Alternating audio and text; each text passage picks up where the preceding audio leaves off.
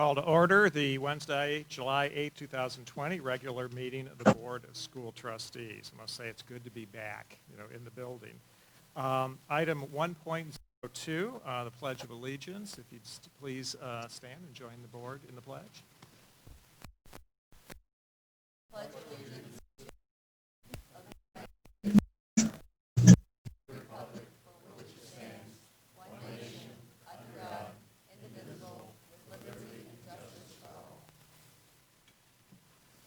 Thank you. Item 1.03, adoption of the agenda. It is recommended that the agenda for the July 8, 2020 regular meeting of the Board of School Trustees be adopted as presented. Move for approve. Second. It's been moved and approved to adopt the agenda as presented. Is there any discussion on the motion? If not, all in favor? Aye. Opposed? Motion carried. This takes us to the recognition section of the agenda. Item 2.01, National History Day competition. Mr. Barker. Thank you, Mr. Curry. I'm going to join with my computer up here along with our students and Mr. Zabresny for this next presentation. So hopefully, yes. Good evening, everyone. It's good to see you even virtually. Thank you for joining us tonight. John Young Middle School teacher, Mr. Brian Zabresny, has been coaching students for National History Day for a decade. In 2019, Mr. Zabresny was named the Junior History Teacher of the Year by the Indiana Historical Society. This year, under his leadership, 6 students from School City of Mishawaka advanced to the national level of competition on National History Day. This week-long competition and celebration in College Park, Maryland, was held virtually due to the coronavirus pandemic. 5 of the students attended John Young Middle School, which has a long tradition of success at National History Day. The 6th student attends Mishawaka High School, and it was the first time an MHS student entered and won in this prestigious competition. In the board docs tonight, you'll see a document from the South Bend Tribune. That was a recent article that was in the newspaper yesterday. And we'll just go through each of the projects. The first project comes from John Young Middle School. It was in the junior individual documentary, and it was Stanley Kubrick and the Impact on Film by Mike Belting, who is an incoming freshman at Mishawaka High School. The individual documentary placed in the top 70 in this category. John Young Middle School Junior Group documentary is also our second project, and this project is titled Breaking Barriers at Bat, The Indianapolis Clowns by Alden Zolman, Tim Kay, Julius Jodway, and Peyton Kruger, who are incoming freshmen at Mishawaka High School. This group documentary placed in the top 30 in this category, and it was also selected to be shown at the Smithsonian National Museum of African American History and Culture. It was viewed more than 4,300 times during this celebration week, and this is the second year in a row an entry from John Young Middle School received this distinction. And also then included in your board docs document tonight is a link to the documentary and also a link to the Mishawaka Network story that was produced by our own group here through the Mishawaka Network. And then the final project tonight was an MHS essay titled Breaking Through Trenches and Racial Tensions, The Struggle of the Harlem Hellfighters by Joaquin DeVries, who will be a senior at Mishawaka High School. His essay placed in the top 30 in this category. And there's a link there to his essay along with a story by the Mishawaka Network outlining that work. So we're incredibly proud of these students, and teacher, Mr. Zabresny, has a long history of excellent work with our students, and these students have made their families proud, made themselves proud, and represent our school district incredibly well. Yes, and I would like to make a few comments, to you, the students, Mr. Zabresny, and the public on behalf of the board. And first, directed to the students, thank you for representing School City of Mishawaka on this national level with truly exceptional work. On behalf of the entire school board, we want to congratulate you for your significant contribution to history by researching and shining a light on Americans who have broken barriers and achieved great success.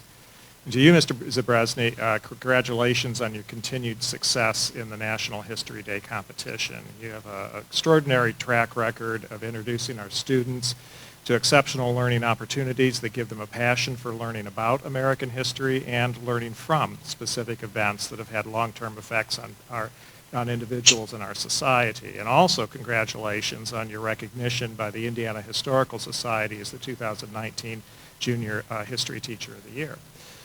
John Young Middle School has been winning at the state and national level for more than a decade, and now Mishawaka High School students have also entered the competition.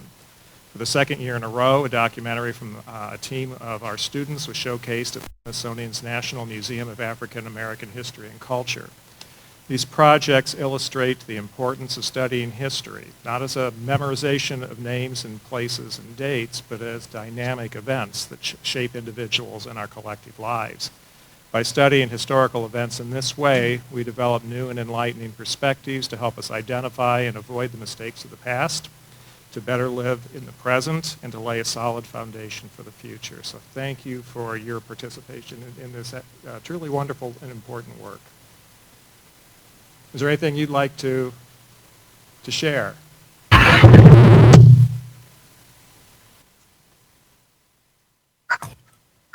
Thank you, board members.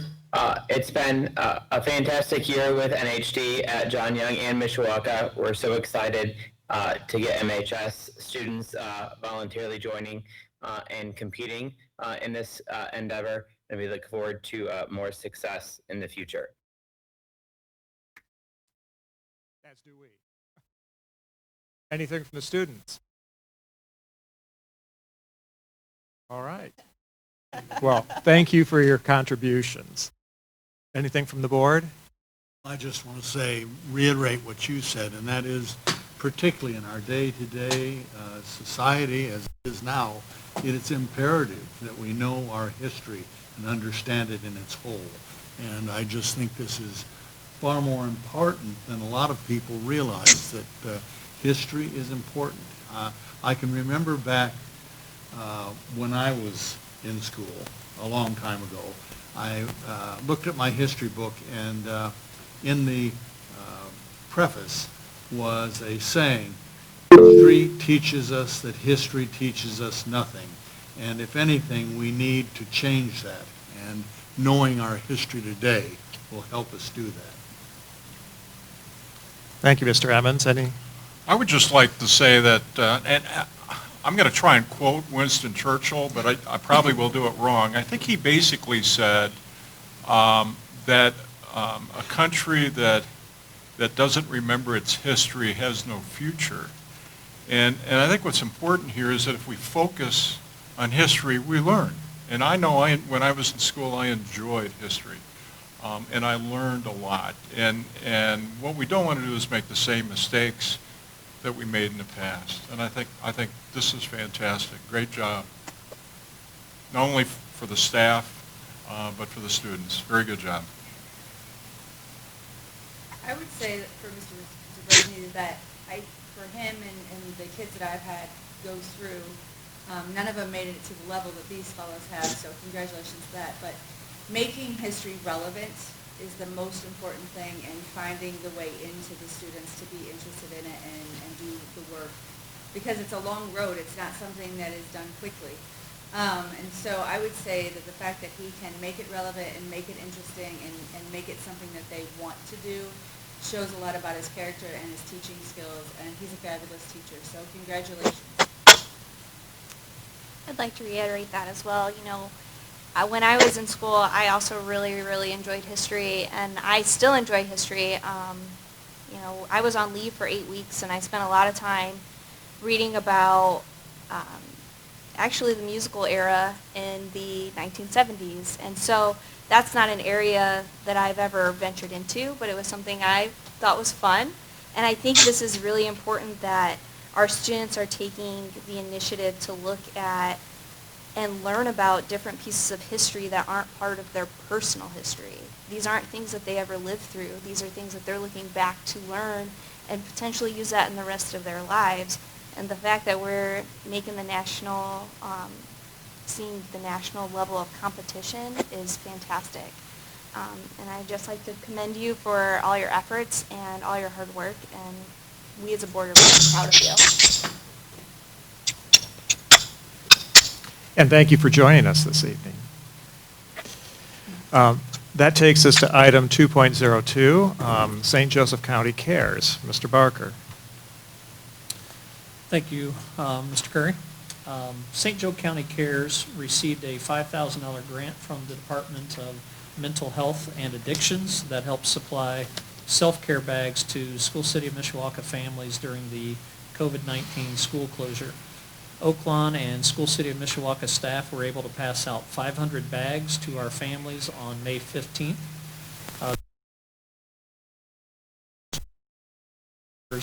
Of our School City of Mishawaka families maintain positive mental health during this stressful time, so we want to thank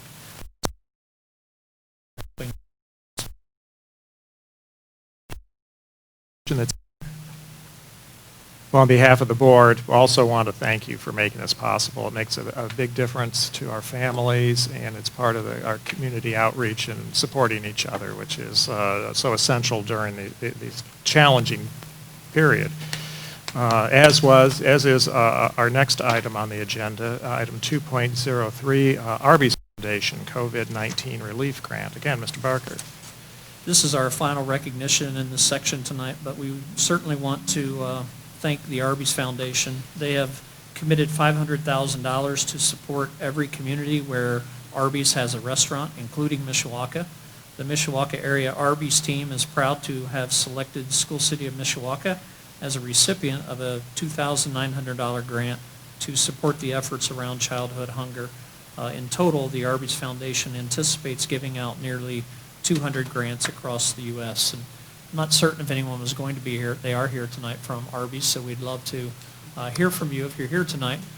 But please know as you're coming up, we greatly appreciate your support.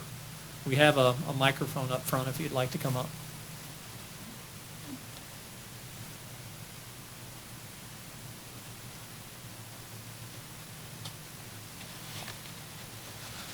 Hello. I'll wait till they all get up here. Thanks for having us today. My name's Kara Russell. I'm an area supervisor actually in South Bend, and my partner over here, Leo Beam, is the supervisor in all of South Bend. So as you had already mentioned, all of this money that we're donating is raised within the restaurants from our GMs that run these restaurants. So we have Rhonda Chaney here. She runs the store in Plymouth. Cheyenne Wells, she runs the store in Rochester. And Tabby, she runs the store right here in Mishawaka. So we raise this money every year in the restaurants, and then we give it back, and we like to keep the money local. So we're just grateful of what you guys are doing in the community to give back to feed childhood hunger, and that's why we're here today. So we can present you guys with this check for $2,900.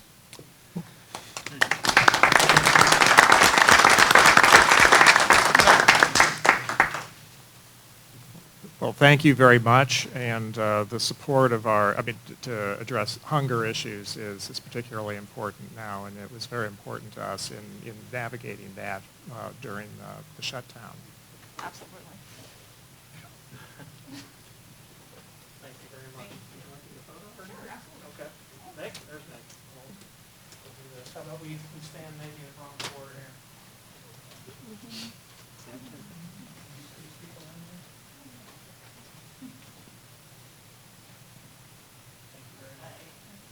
Don't hide.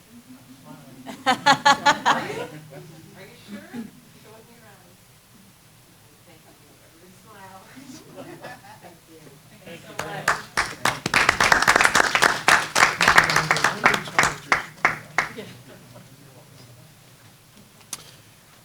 That concludes the recognition section of the agenda and moves us into comments and questions from the floor. Item 3.01, representatives of the PTA. Is there anyone from the PTA who wishes to address the board?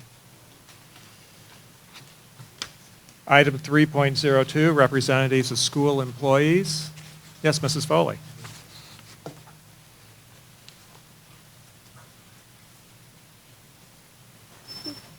Good evening, President Curry, Mr. Barker, members of the board.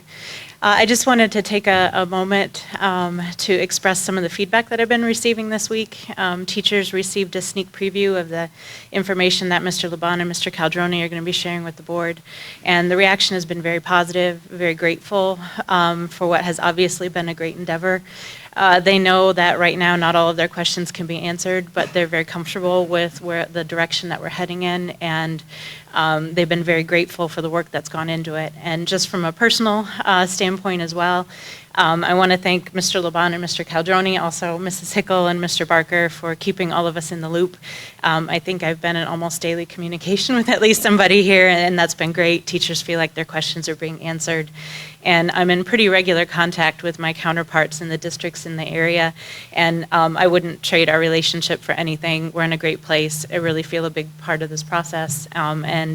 While the safety of our students and our community is of the utmost concern, I've been very grateful that in this district particularly, the safety of our employees, our faculty and staff, has also been forefront on everyone's mind, and that hasn't always been the case with some of my counterparts that I've been talking to. So just wanted to extend personal thanks on behalf of the teachers and from a personal point of view. Thank you, Mrs. Foley. Thank you, Ms. Foley. We have been in regular contact, and I think everyone from our senior leadership team would tell you that we've gained a lot of positive and good feedback that's helped to drive even what's in the plan, and they've presented questions and feedback that have helped us to get to where we're at tonight, and we'll hear more about that as we move forward. Yes, Thank you, Mrs. Foley. It's our approach is it has a collaborative effort, and it won't be successful without that type of collaboration. So it's important to receive input and support from all of the constituents. Item 3.03, representatives of the Mishawaka Education Foundation. Is there anyone from the foundation who's here to? Yes, Ms. Sauer.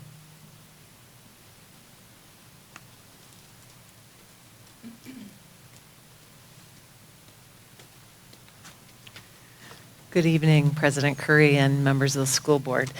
Here just to talk about the MEF. They are, despite everything that's going on, they are very, very busy this month. Next Monday is the MEF Chip-In for Education annual golf outing. We have 21 teams playing and over $45,000 raised already with generous sponsors from the area, and that will finance academic team competition and classroom grants. So it's pretty amazing that that's happening amidst all the other things that are not going on these days. The MEF Cash 50/50 raffle is full speed ahead, and the drawing date has been extended to October 15th. So it's in honor of the 25th anniversary of the MEF. So if you want to buy a 50/50 raffle ticket, we are selling them here at the front desk every day. And the funds go to, again, academic competitions. So we're pleased about that.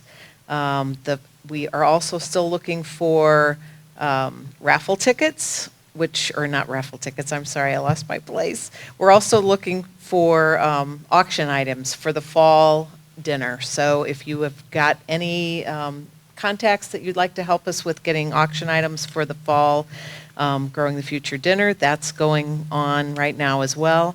And the MEF just funded 23 SCM staff wishes for nearly $5,000. So thank you so much for your support, and we really appreciate it. And our thanks to the MEF for all of its support. Takes us to item 3.04, general public. Mr. Strawn, you signed up.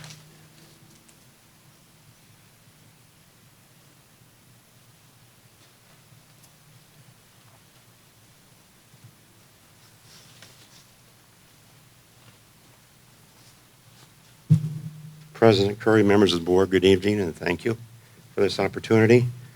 I'll skip the boilerplate and get right to the questions.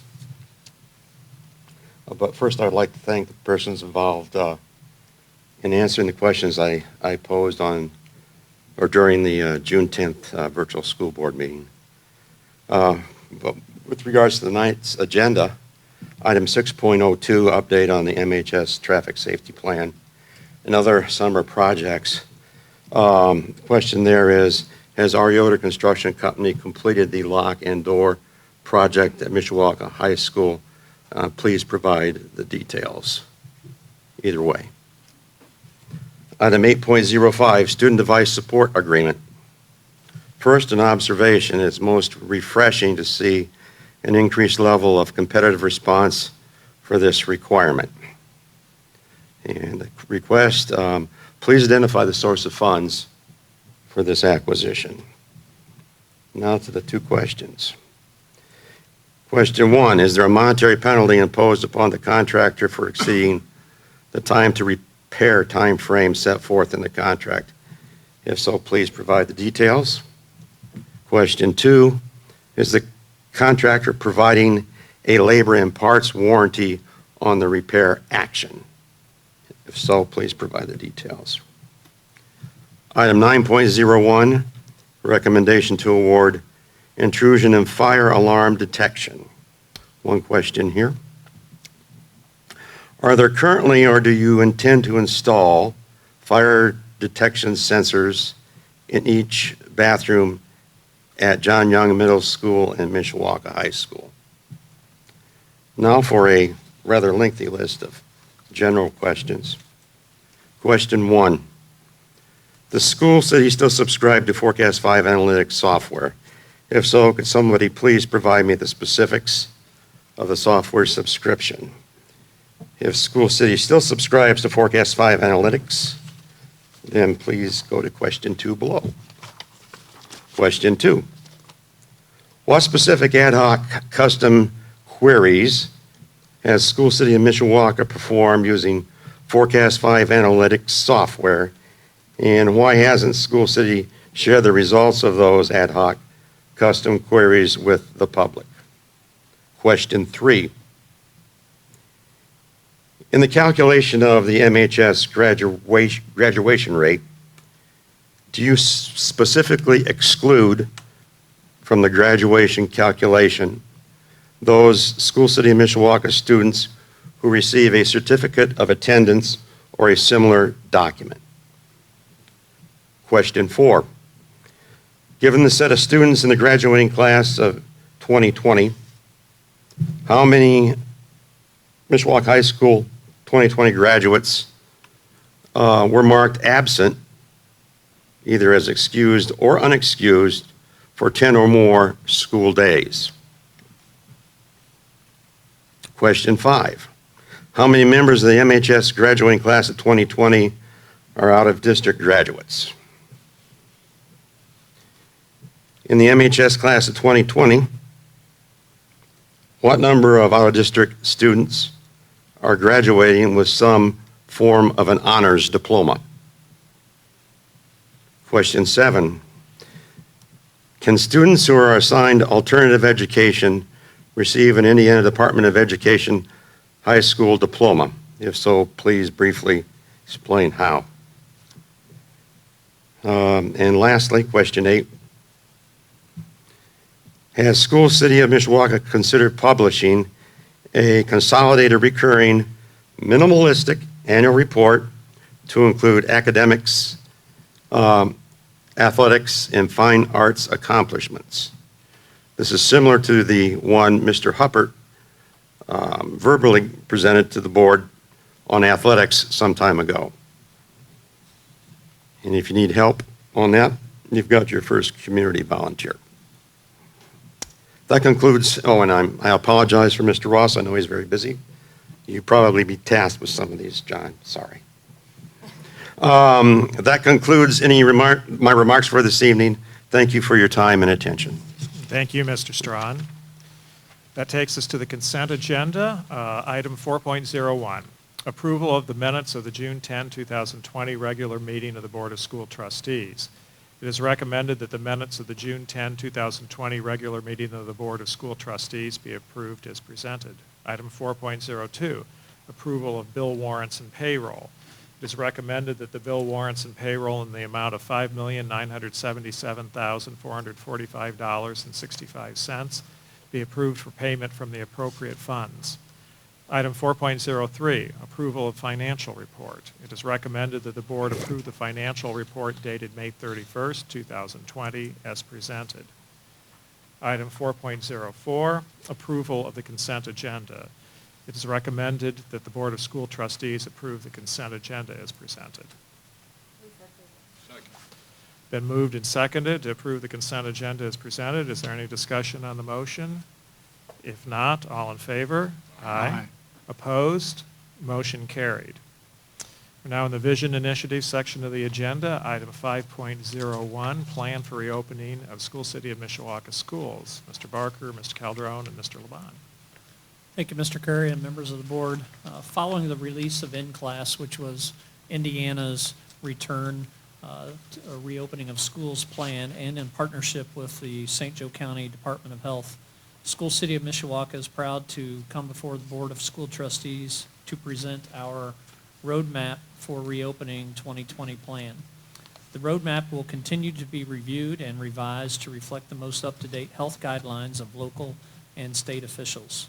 This project represents a collaborative partnership between multiple stakeholder groups, including but not limited to School City of Mishawaka staff and families, the St. Joe County Department of Health, the Mishawaka PTA Council, Mishawaka Education Association, Mishawaka Education Foundation, and the other St. Joe County public school districts. I would like to thank our senior leadership team here at the Ad Center who spend time working on this plan every day, hours and night. I would like to give special appreciation to Mr. Corey Laban, our Director of School Services, and Mr. Jerome Calderoni, our Director of Human Resources, for their work to guide this task force for reopening our schools. And at this time, I'll turn it over to Mr. Laban and Mr. Calderoni to present our roadmap to reopening plan. Thank you, Mr. Barker. Good evening, President Curry, members of the board, and guests. As Mr. Barker spoke, this evening we are really proud to present to you the roadmap to reopening the School City of Mishawaka. Our roadmap currently sits at 14 pages long. And an exaggeration of the depth that we have had to work through and we continue to problem solve, rather to say that it is 14 pages of high quality, research-based, data-informed content that was derived from a lot of conversation and a lot of collaboration. Our presentation this evening is intended to provide a very thorough review of that plan, but we will not cover every single detail. In that each board member has been provided with the most recent iteration of our plan. This has grown significantly since it was first released to the public via board docs just on Monday night. And I only mention that to state that this situation is so fluid. It is changing so quickly that the timestamps of any given document, and we have included those timestamps on every single document that is embedded throughout the plan, is very important to make sure that you are looking at the most current and up-to-date information. But again, it just reemphasizes the fact that over 2 days, the amount and the volume of change that has occurred is significant. So we continue to be very vigilant with the information that we receive and in our communication and in our collaboration with various stakeholder groups, state and local health officials, to make sure that we are moving forward in the right direction and following all the most recent guidance.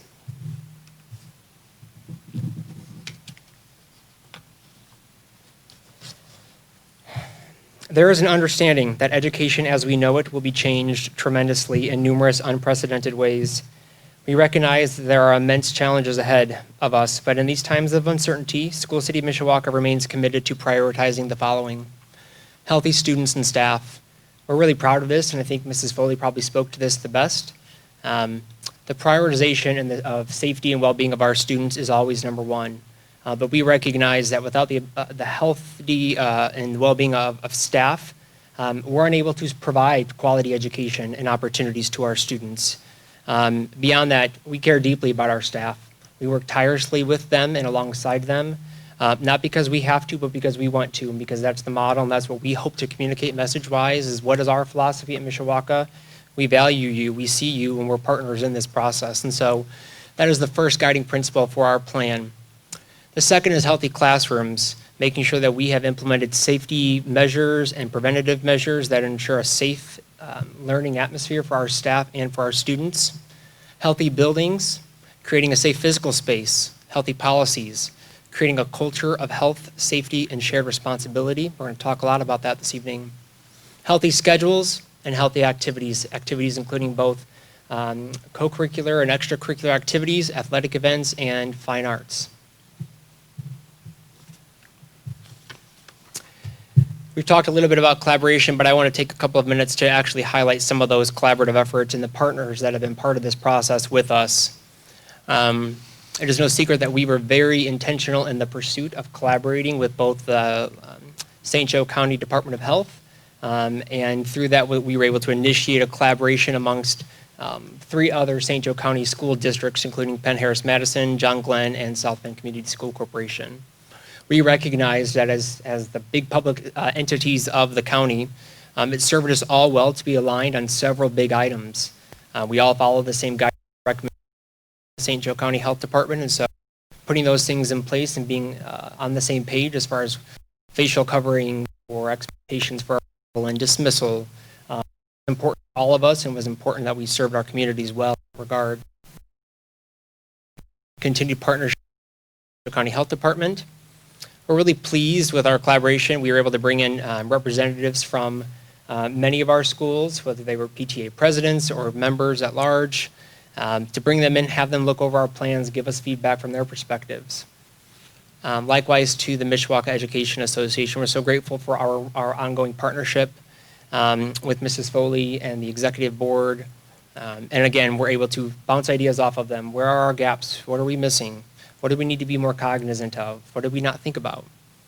Mishawaka Education Foundation, alongside, of course, the Indiana Department of Ed and the St. Joe Health Systems as well. There have also been many people sitting in this room, also who are watching online right now, who have been a huge part of this.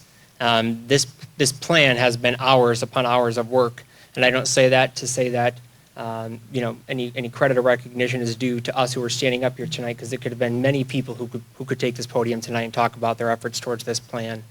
But we are very proud of what we're going to walk through with you this evening.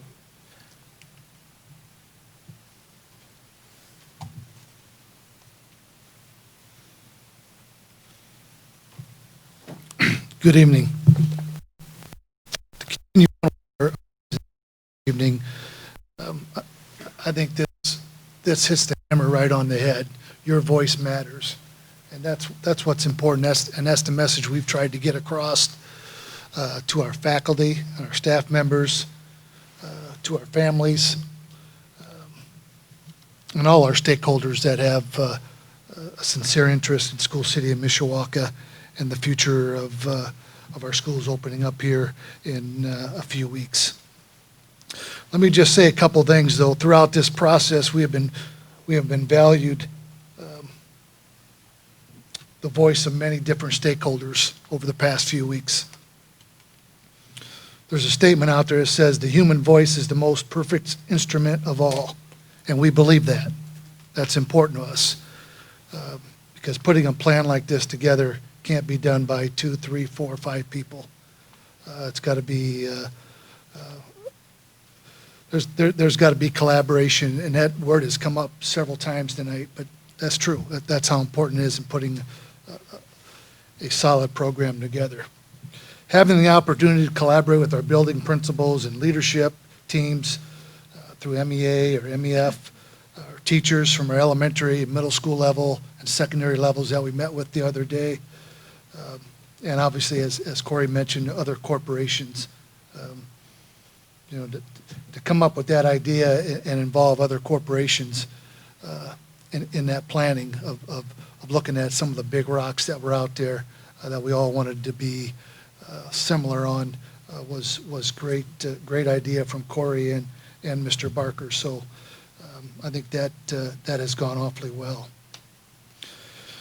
However, we continue to fall back on during this process. We must always value the safety and well-being of our students and our staff members and our school community. So at this time, I'd like to just say thank you to all who have been involved in this process up to this point. And we look forward to that continued partnership and a continued collaboration moving forward. I'm going to take you through just a little bit of data now on some information that we received from Families First, okay? And what we did on one of our questions on our survey was, please indicate your comfort level in sending your students back to school this fall. This was directly to families, and we had almost 2,600 responses. Extremely comfortable, as you can see, 26.5%, 46.9% were comfortable. Ready to return with appropriate health and safety measures in place. 22%, almost 23% were uncomfortable, not certain if we will return for in-person instruction. And then the rest were extremely uncomfortable about sending their kids back to school. So that information hits home, because that tells us, even though those numbers were decent, we want to make sure we have the opportunity come August 12th, okay? We don't want 90% of them. We want an opportunity to reach all of them. And I think in our plan that you'll hear coming up in a few minutes, Mr. Laban will talk about some of those ways that we're going to continue to touch lives of our students and our families through the different formats that we're going to offer. The next one was information from our staff, which we got about 517 responses. Please indicate your comfort level in returning to school in the fall of 2000.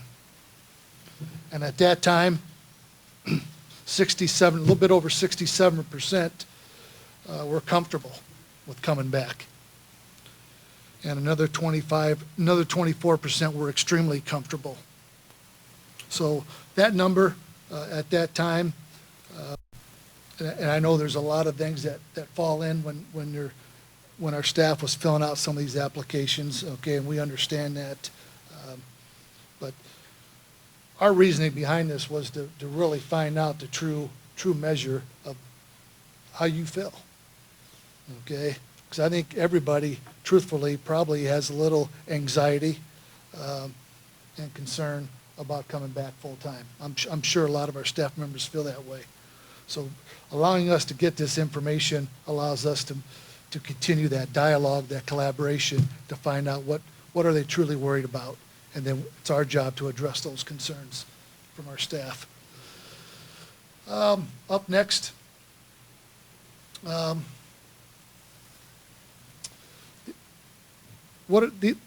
were asked several questions. There are many important factors to consider when we reopen schools. Please select your top 3 priorities regarding cleaning and sanitizing. And then another question was, please select your top 3 priorities regarding social distancing and health supports. And as you can see on the side there, the top 6 priorities, cleaning and sanitizing shared spaces and high-touch surfaces throughout the day was number 1. Providing frequent opportunities to wash, sanitize hands throughout the school day was 2.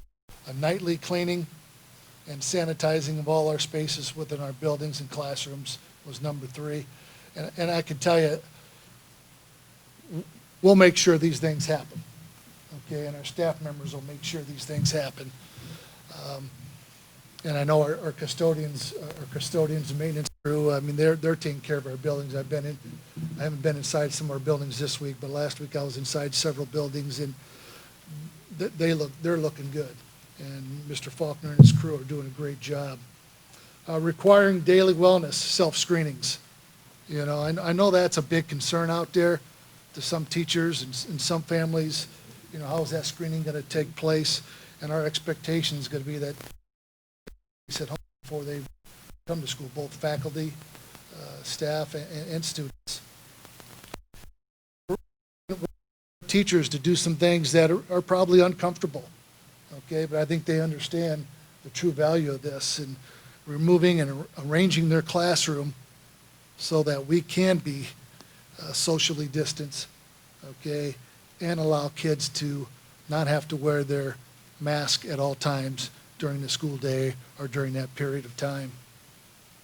And then taking a look at lunch schedules. I know that's important, because at the high school that I can speak to, I know Mr. Ross and I have had conversations about this, we have 3 lunch hours, and they're pretty packed, those 3 lunch hours. So he's in the process of looking at what he can do during his lunch hours to possibly add one or two. I know one time he was up to 7. You know, I don't know if we need 7, but if he's got 7 for us, we'll take it, right, Corey? You know, but those are all little things that our school principals have been more than happy and willing to listen.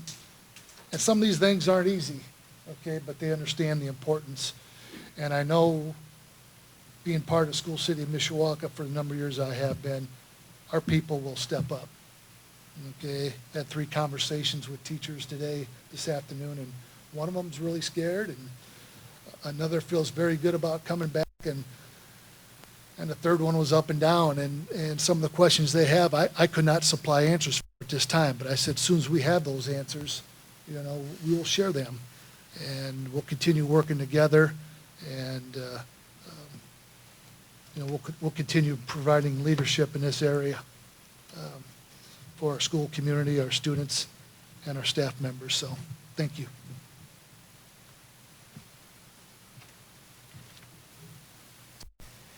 You know, I think there's a lot to celebrate in some of that data that we looked at right there, with roughly 90% of our staff members indicating a level of being comfortable, ready to return, or extremely comfortable. That's something to celebrate. Mr. Calderoni makes a great point that we're always striving for 100%, but starting at 91%, you know, that gives us a good starting point.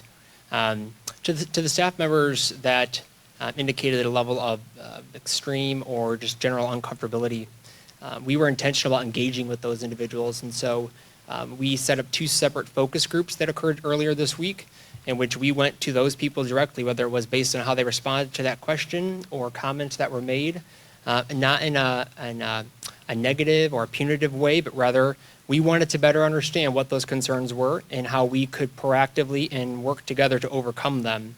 And so we were really pleased with the level of candor and the level of honesty and feedback that they gave us. It makes our plan better, and it's going to make us better as we move forward and work to implement these things. The feedback from staff and from the families on that initial survey, you know, we asked them to prioritize the top 3. We recognize that all of those things are important, and they're likely all going to occur. The top prioritization of those things gave us a starting point. Where were we going to start first, right? And then also then was the biggest, or one of the biggest driving factors into the actual creation of our plan that we will start walking through right now.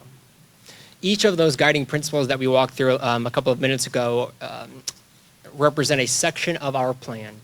There are several different subsets of those.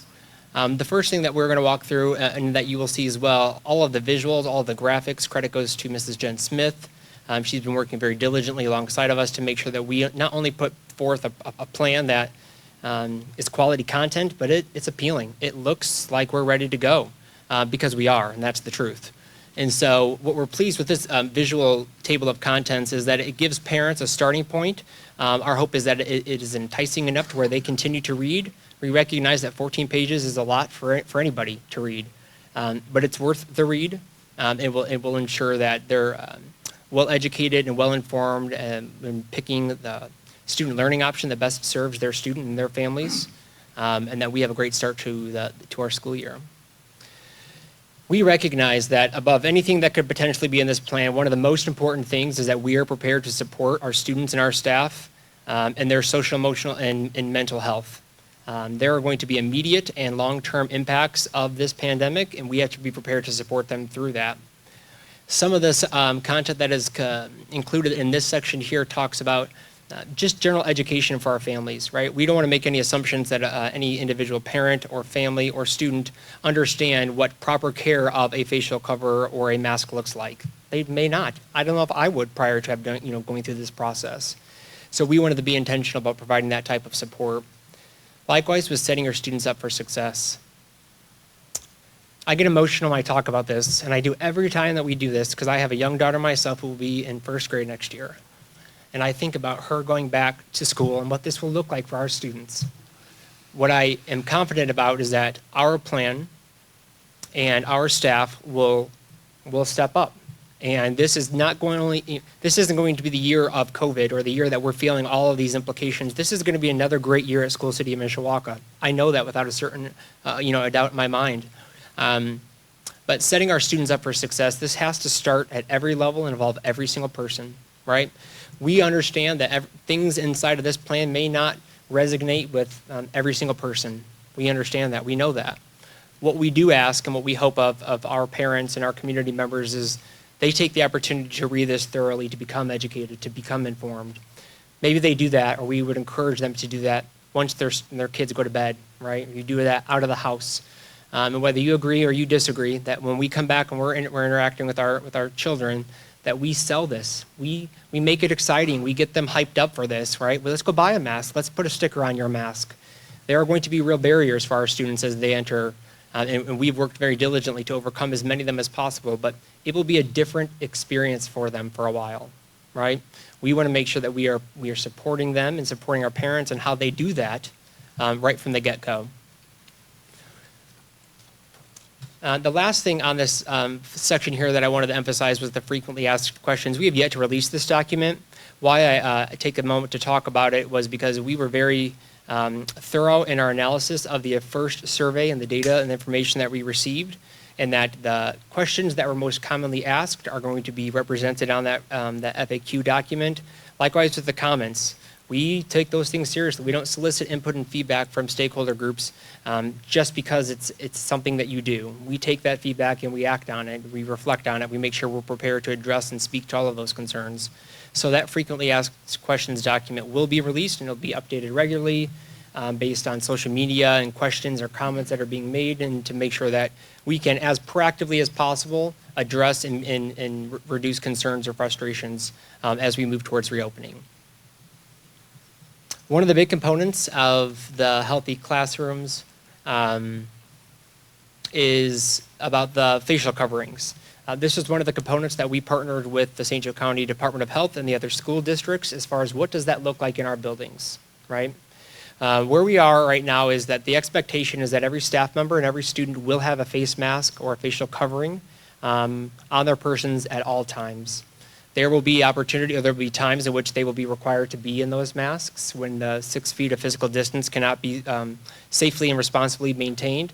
What that looks like or what that means is students will be in masks in the hallways. They will be in masks when they're on a bus. If we are in the classroom and we are unable to socially distance them, they will be asked to be in a mask. We will be consistent in our execution of that. And we take that very seriously. Part of this Healthy Classrooms component of the plan talks through our learning options. We'll get to that here in just a moment. But I connect the two of those because we realize that will not be of interest to many families or to some families, but we're prepared to support all families regardless of if they are interested in wearing a mask or a facial covering or not. We are prepared to support them and their students. Some of the other protocols and preventative health measures that we've included inside of the Healthy Classroom section talk about the physical distancing to protect individuals. Mr. Calzone spoke to this a little bit ago. We are looking at every single classroom in our district. We are looking at the square footage of those classrooms, and we're looking at how many students we can safely and responsibly have in that classroom to receive instruction without a mask. We realize that is a big endeavor, and what I mean by that is that is going to our teaching staff who work so diligently and take so much pride in the physical appearance of their classrooms, and saying, in order for us to have students safely in this classroom without a mask, we need to remove that reading nook. We need to take out the fuzzy chair, the filing cabinets, or reduce the teacher workspace inside of classrooms so that we can and will prioritize the instructional space for our students. We are working through that process here with our building administrators right now. Disinfecting objects between users. We're being very diligent and recognize we have to provide a lot of training and support to both students, to families, and to our staff as far as how do we make sure that we are disinfecting in a responsible way. How do we make sure that we are reducing the touch of high trafficked areas and surfaces. Some of these things include the revamp of our school supply lists to reduce the sharing of different materials, whether that be colored pencils that in the lower L were traditionally dumped in a bucket and shared amongst the entire class. So we're looking at every single aspect of what does the classroom look like and how do we need to modify and adapt that to make sure that we are ensuring safety for everyone involved. The last component is, and again, in regards to that multiple learning options for our students. We're really pleased to be able to offer 3 different models for our families to choose from. We'll talk about a survey here in just a little bit, but that survey was sent out just this afternoon and requests parents to select based on the information that we provided, and we've been diligent in trying to provide as much information for families to make an educated decision as to how their students receive instruction for the 2020 school year, at least for semester 1. The first is in-person instruction live. This would be what you would typically assume to be of a normal school day in the brick and mortar setting, face-to-face instruction. Your second option, virtual learning option, live. What live means, it's happening in real time. So a student would hypothetically log in at 8 a.m. Depending on the grade level, we would do calendar time together. We would do our morning activities, our morning work. We would review our objectives for the day, and then maybe we'd take a 10-minute break and we say, hey, boys and girls, let's take 10 minutes, use the restroom, grab a snack, and we join back together and we start our math or our literacy block. Option 3, virtual learning, self-paced. We recognize that many of our families are working families and they're not able to help and support their students during the traditional work hours or school hours, and so we want to make sure that we are cognizant and we're able to support those realities as well. And so the self-paced option would be the teacher recording instruction and posting those lessons and potentially look like students engaging with that teacher in the evening time and after parents get home from work. Again, we want to be as adaptable as possible to meet all of the needs of our families.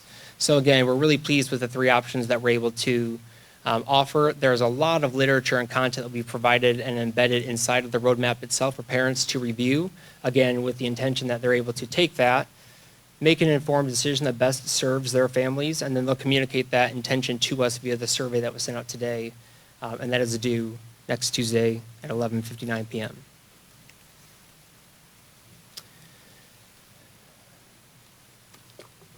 The next section is healthy buildings. Keeping surfaces clean, we have to give acknowledgement to the operations department, Mike Faulkner, Ken Kellenbach, Michelle Workman for their support and efforts in this. Looking at the products and the solutions that we have inside of our buildings, we have to make sure that as we're making that more accessible and more readily available, that those are safe products for our students. Looking at the use of plexiglass as a physical barrier for the room, and we will continue to install that, and that will be in place in all of our buildings at different areas, the front office area. We will look at building administrators having portable plexiglass when a student is hypothetically sitting in front of his or her desk. Looking at the usage when we talk through lunch and how we can responsibly get students fed in a way that keeps them safe, and if we need to explore the potential of using plexiglass as that physical barrier. The last is focusing on bathroom hygiene. The intention here is to talk about passing periods. We'll talk about schedules here in a moment, but looking at the usage of restrooms, we have to be very cognizant of when and how students are going into those areas. They are small, confined, enclosed spaces. That is opportunity. And so we have to be very cognizant of that and be prepared to support that and make sure that we are scheduling them correctly and students aren't getting in there. And again, we're reducing that risk. Healthy policies. This collaboration, that collaborative effort between all stakeholder groups. We have to be diligent in how we're educating to make sure that our families, our students understand what symptoms of COVID-19 look like. We have to make sure that we have plans in place for when there is a case. What does that look like? Every building will designate a specific area of the building, whether that be in an existing health clinic or in another nearby location. If there were a concern of a student exhibiting symptoms or a staff member exhibiting symptoms, that we could very quickly isolate that individual until parents were able to pick up that student or that staff member was able to exit the campus. But also, again, making sure that we never find ourselves in a place where a staff member or a parent is, do I risk this? I'm feeling all right, I have one of the symptoms, maybe not all of the symptoms, we have to be, again, diligent in making sure they understand there is not a question there. We don't risk it. Stay home. If you're not feeling well, if you have that temperature, if you're exhibiting or feeling that shortness of breath, we have to make sure that we are prioritizing staying home when we're not feeling well, and that's for the safety of everyone involved. Healthy schedules. This is in regards to looking at drop-off times and arrival times, right? So we have to be very, very intentional about our support to our staff. We will have specific drop-off times for our students. They will likely be broader time frames, hypothetically 8:25 in the morning for elementary students. Where we're going to rely on our parents and our community members is to make sure we can do that and do that well. That means at 8:25, if that is the designated time, that door is open, that means that drop-off of the student happens at 8:25, not 8 o'clock. We recognize that won't be easy for all families, but what is also not easy is the reality of we will not be able to allow those students into the facilities. We have to be very intentional about the congregating of students at any given point. And so part of this healthy schedules aspect of our plan involves upon entry into any of our facilities, you go directly to your first hour or your first period or your homeroom or your advisory class, and you wait for further instruction from that period one or that homeroom teacher. All our students to carry backpacks, and that is with the acknowledgement that lockers will not be used in the district for the 2021 school year. It's not a concern about transmission. It is a concern about congregation and being able to responsibly manage those spaces. Those are very small, tight, confined spaces where students are very close to one another. And we also have to be cognizant if we were to find ourselves in the case in which we would have to temporarily close down, that our students need to have all of the materials, all of their belongings with them. So we aren't in a place where we were back in the spring where we were trying to navigate how to get belongings and materials to students when buildings are shut down and our staff are at home. Breakfast will be a grab-and-go system, meaning, again, as a student enters the building, he or she will go to designated locations in which they can grab a lunch and go, again, directly to that first period class. They will eat breakfast in the classrooms. We've prepared and been working with all the necessary stakeholder groups to make sure that we can accommodate that in the classroom. We have lots of nice carpet installed. We have to make sure that we, of course, are taking care of that and being good stewards of those items. But also, again, looking at our attendance policies and then rethinking transportation. Students will be expected to be in a mask when they're on a bus.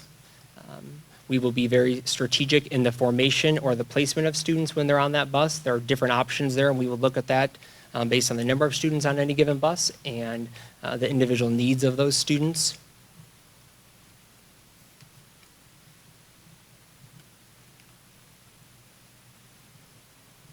The last section of this is talking to healthy activities.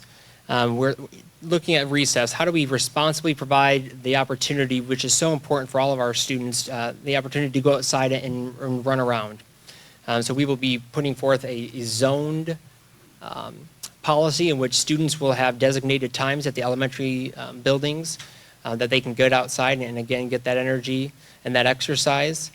It will just be at designated times, and they will be in a specific area, and they will have to stay in that specific area for that duration of that 20 minutes recess. All of these things are enabling us the ability to contact trace should we have a positive case or test positive. We need to be able to understand where all of our students are at any given point. We know that in a general case. We have a schedule. I could say, I know that Amanda is in this period at this time. We have to go one step further and say, I need to know that Amanda is not only in that class period for period 3, but she's sitting in this seat. At lunchtime, she's sitting in this pod or at this table. And again, that is so that we can responsibly notify the appropriate personnel should we find ourselves in a case where there is a test positive.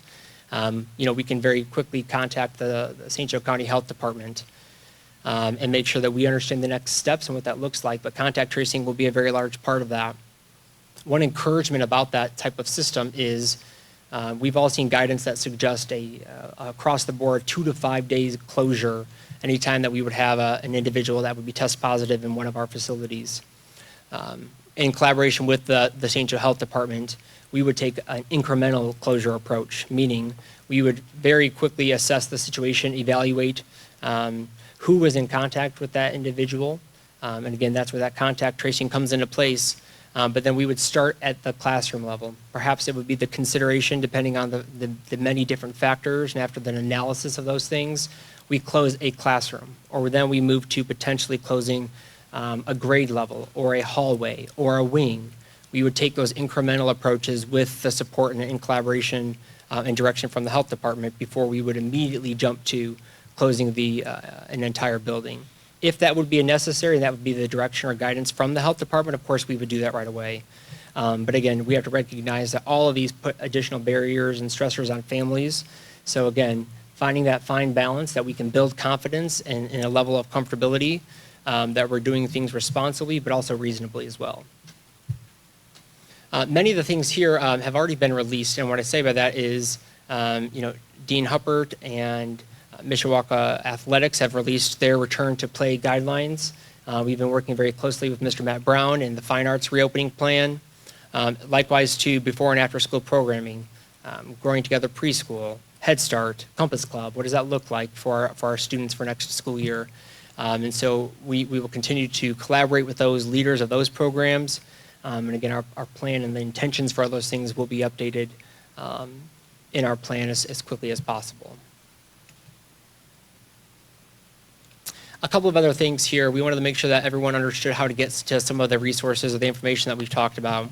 On the School City of Mishawaka website, the very first option on the header is the roadmap to reopening. We've also put out 2 different means of communication.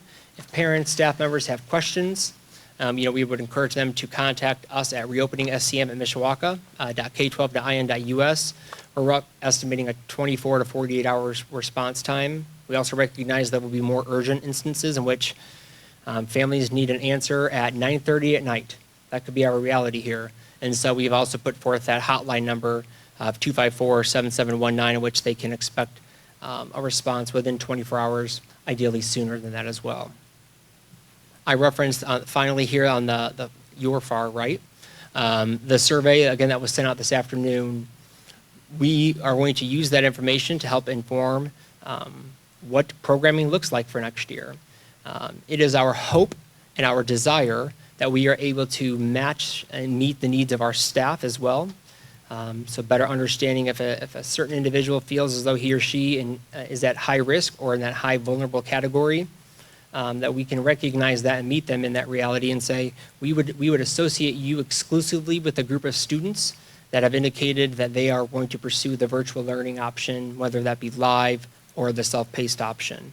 Again, it is our hope and our desire that for our teaching staff, we can make it an exclusive relationship with a different group of students, that no teacher has to balance both a hybrid model of in-person and virtual learning. That may not always be the case specifically at Mishawaka High School with the diversity of programming that exists. And for some families, in order to meet different credit or course requirements, that will be the case that they have to do that. But again, as much and as frequently as possible for our teaching staff, looking at keeping them one-to-one. And that also allows us to look at the usage of that space. We have to be cognizant of the desks that we're using, how students are spaced in those desks. Going one-to-one as an entire district obviously enables a lot of these things to happen. We've received a lot of question about how is this going to be different than remote learning back in the spring? And the response to that is remote learning was a period in which we were reacting to the circumstance. This is very different in the sense that we put in many different things and measures in place to ensure that the academic rigor and relevance is there. The pacing of the 3 different learning options that we've talked through will be as identical as possible. They will follow the same curriculum maps, the same pacing guides. We will still administer formative assessments. There will still be due dates. We will still issue grades. There will still be that process of submitting work and receiving meaningful, timely feedback. But we also recognize as part of that too, making sure that we are supporting all of our learners, students with disabilities, our English language speakers, making sure that we have those things in place should that be a path that they choose to pursue. convening the appropriate personnel to make sure that we are providing adequate supports and services, again, to make sure that we're meeting all of those students and their families throughout this process.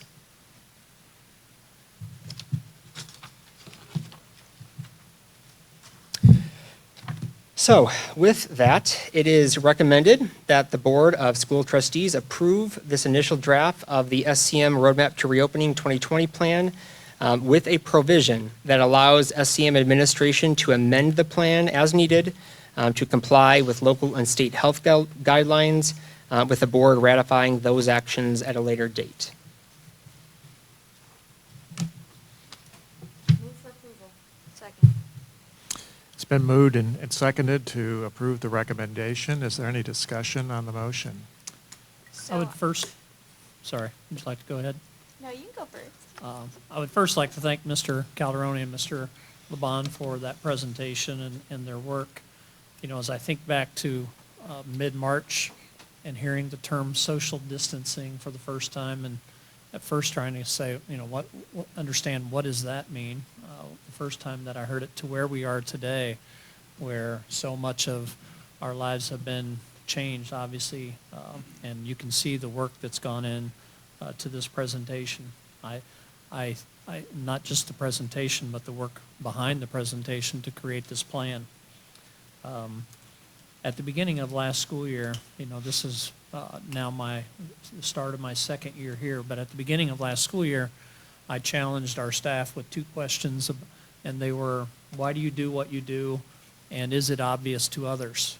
And during my time, nothing am I more proud of than the way we've answered and served our community and also each other in the way that our staff has come together and responded to this.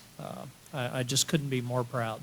You know, we were reacting, as Mr. Laban said, in March, and our teachers did an incredible job during that time to continue to serve our students. And since that time, so many of our staff members have continued to serve in food service and maintenance, custodians, and teachers now are preparing for another year, and the senior leadership team has worked tirelessly. I can tell you that we spend time here together now that we're back in the office since June, and then we spend many of our evenings together in phone calls and virtual meetings. So I just want to say thank you to everyone regarding that, because I really could not be more proud of the response and the way that we've answered those questions. And just so you know, the recommendation that Mr. Laban made, we contacted the Indiana School Boards Association to gain some understanding about what the board needs to do to approve the plan and how they should approve the plan. And we've been advised that we should ask for your approval of this initial plan, knowing that this is going to be a live document that continually changes, and we'll come back to you at each meeting asking you to ratify the changes that we've made to the plan. So I just want to point that out. Thank you. Ms. Roberts. First and foremost, I'd like to say thank you to everyone who worked on this document, who have submitted input, filled out a survey, whatever input you had, thank you. This is so very important to not only reopening and being healthy about it, but letting our teachers, our students, our community know that we care. And that it's not because we have to care, but because it's deep within our souls and our hearts that we are a community, and we want to get back to a normal, whatever that may be, but we're in this together. Today I had a conversation with a teacher, not within the school district and really not within the state, about the requirements that are going to be placed on teachers going forward and what their jobs are going to look like. And she was so anxious and so nervous about what's going to be expected of her going forward. And she says, I really don't think there's a right answer. And I said, you're right, there's not a right answer. There's a right direction, and that's forward. This is a prime example of moving in the right direction in a collaborative manner. It's getting input from the teachers. We heard today from Mrs. Foley, whom I love and have immense respect for, that our teachers are behind this. We're seeing that our students are ready to come back to school in whatever manner that may be. There's 3 very viable options depending on what your comfort level is. I work with people all over the country, and I can tell you that I have friends that are scared out of their minds, can barely leave their homes. But then there's me, extrovert to the max, who's like, I am so ready to get back in the office and travel, but I know I can't do that because that's not what's appropriate right now. But I really, truly appreciate everything that's gone into this and all the hard work, the long hours, and the collaboration. I mean, I never thought I'd see the day that Mishawaka was working with Penn on something ever. But the fact that we've worked with Penn and John Glenn and South Bend Schools and all the other benefactors here, that's amazing. And it's really a testament to the people here, but also this community, and that's fantastic. So thank you.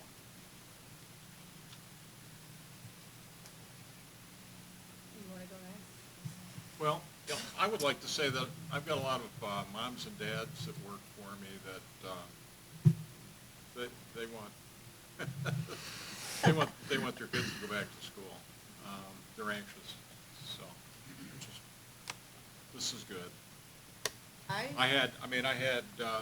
They knew I had a meeting tonight, and there were several of them in the office that were grabbing a hold of me. What's the plan? What are we doing? And on and on. So I mean, they're ready. They really are. I would say, as a parent of 3 high schoolers and a junior higher, I was 100% behind coming back to school until this presentation, and giving me the option of understanding that I have 2 kids that are never going to abide by social distancing and mask wearing, and then I have 2 kids that are going to follow all the rules and be scared to death all day long. So it gives me a perspective of the virtual learning. To me, is a huge thing, because if we can have real-time learning and not be sitting in a classroom, that's golden. I don't want some pre-recorded message that I have to go through in the evening, but I understand that there are parents that will do that and kids that will do that. So I think the perspective of what the expectation level is and understanding here is knowing your kids well enough to follow the expectation. And so I'm grateful for the option to do virtual learning or be back in the school, because I am all about sending them to school. I'm not a school teacher, and I don't have the patience for it. And so that was always the intent. But knowing what the expectation level is and what you guys have set into place, and you've done a fabulous job setting in place and putting the information out there. And it's going to be a challenge every day. So I appreciate all the work. I appreciate all the efforts and all of the scheduling and all the time that the teachers are going to put into this, and the staff, and what you guys have done. So I appreciate the options that you've given. I'm just very much pleased with all of the work that you've done, and that we can move forward, and it's put in such a way that it is a living document and it can be changed, because this is one of those moving targets. But thank you, all of you, for all the work you've done. And I echo everything everybody said. I don't think I could be more impressed. This is thorough, it's thoughtful, it's flexibly proactive, it's individualized, but with firm but fair expectations, and it gives me a great deal of confidence, and I'm very supportive and looking forward to the fact that it's a living kind of an approach that is going to be changing on an ongoing basis as we react to the challenges that are inevitably going to arise.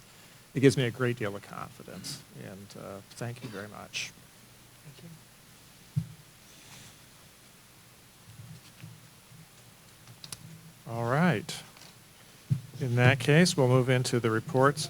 Oh, yes, we have a motion and a second. Yes, we can't leave you hanging there, can we?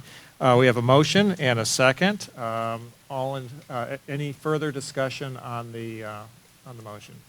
In that case, all in favor? Aye. Opposed? Motion carried. Thank you. Very much. This brings us into the reports and discussion items section of the agenda. Item 6.01, the May financial report. Mr. Newman.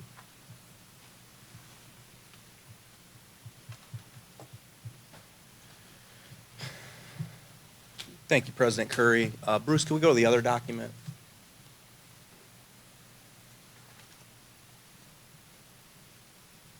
Or Joe, who's ever doing it. Okay, so starting with the education fund, again, we're looking at May. Don't have too much to talk about here, but at the end of May, we finished with a fund balance of just under $4.4 million. It is slightly overstated as part of the various things that came through the IRS in conjunction with COVID. We're allowed to defer our Social Security taxes. So I've actually deferred about $150,000 of Social Security payments through the month of May. So that balance is slightly overstated. But again, salaries, benefits, pretty much right in line with where we had them projected, as is the revenue. I get asked about savings a lot. So through May, I estimate we've saved about $50,000 to $55,000 in were more or less student supplies. And again, our biggest area of savings in the education fund through May is with our certified subs, which I think we saved roughly $100,000 as compared to the last couple years. But otherwise, no real surprises in the education fund. Everything's pretty much right on track. Joe, if we could go forward to the operations fund. Really similar, one more, keep going.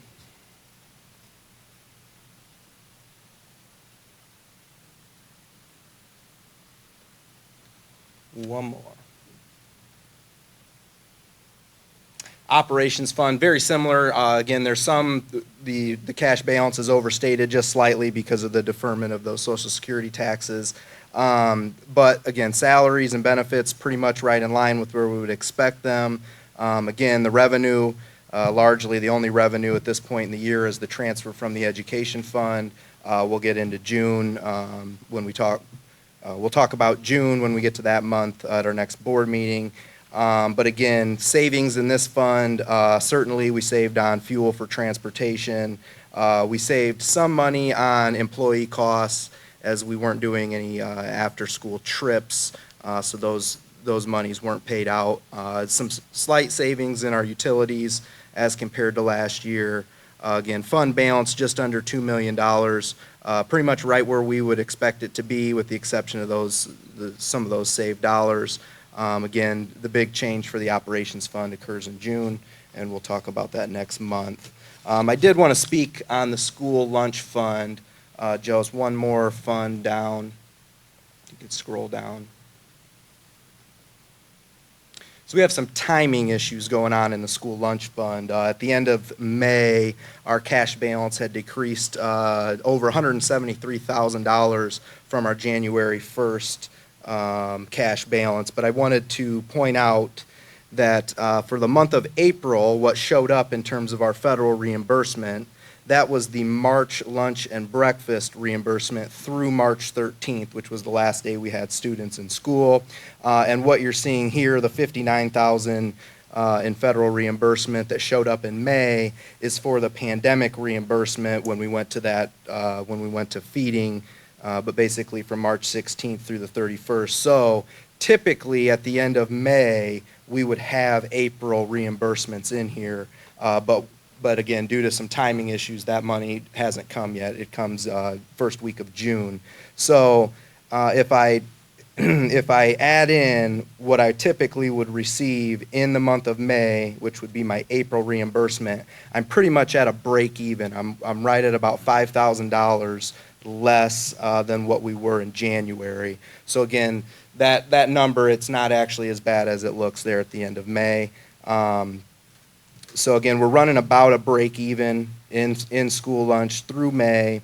However, in the previous 3 years, we were actually building up over $100,000 balance each year by the end of May. So again, I think we'll hit about a break even point in that fund balance. But again, the last few years, we'd actually been building that balance up. So we are still giving up some revenue.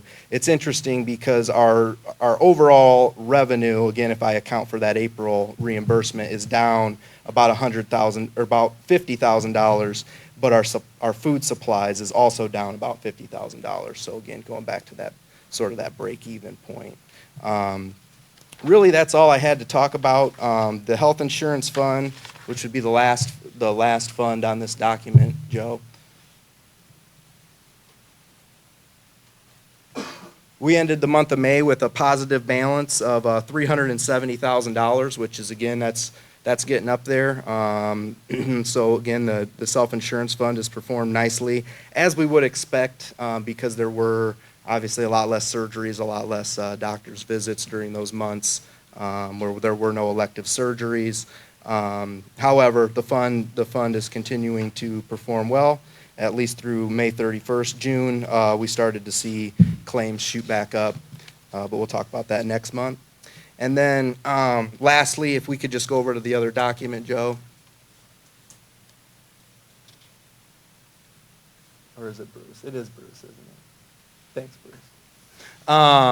So again, we're looking at the month of May, the little highlighted section down there.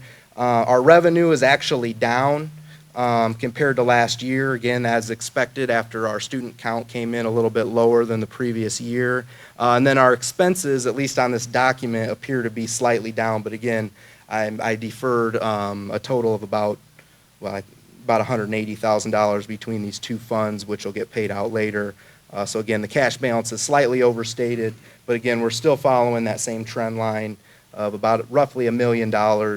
$1.1 million over the previous year, which again will change when we get to June because of the circuit breaker. But I'm happy to answer any questions the board may have, but those are the financials for the month of May 2020.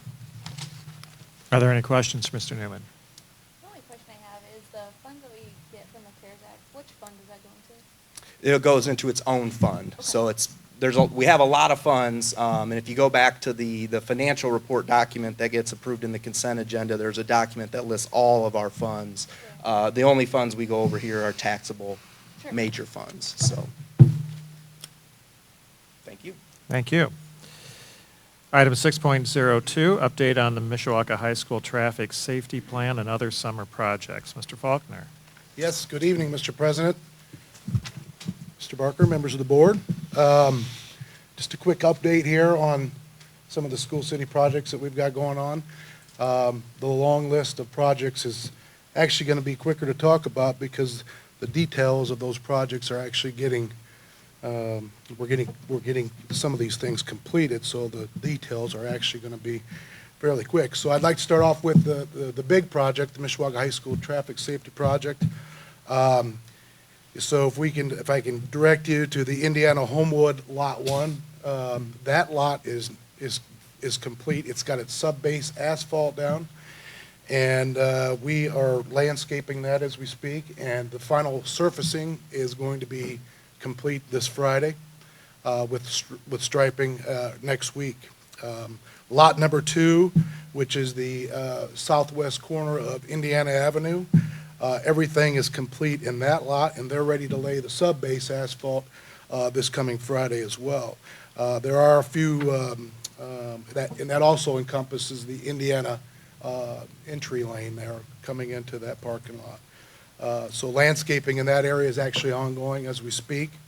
Lot number 3, which is the south staff parking lot, curbs for this lot are going to be complete tomorrow. And again, the sub-base asphalt is going to be laid down this Friday as well. Concrete approaches are expected to be complete next week, and the sidewalks in there are ongoing for the next couple weeks.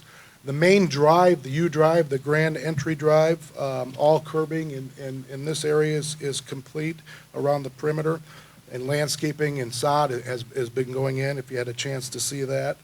And just right up there close to the school, the main pool west entry door, those steps and the ADA handicap accessible ramps have been poured, and the completion date for that is expected to be next week as well.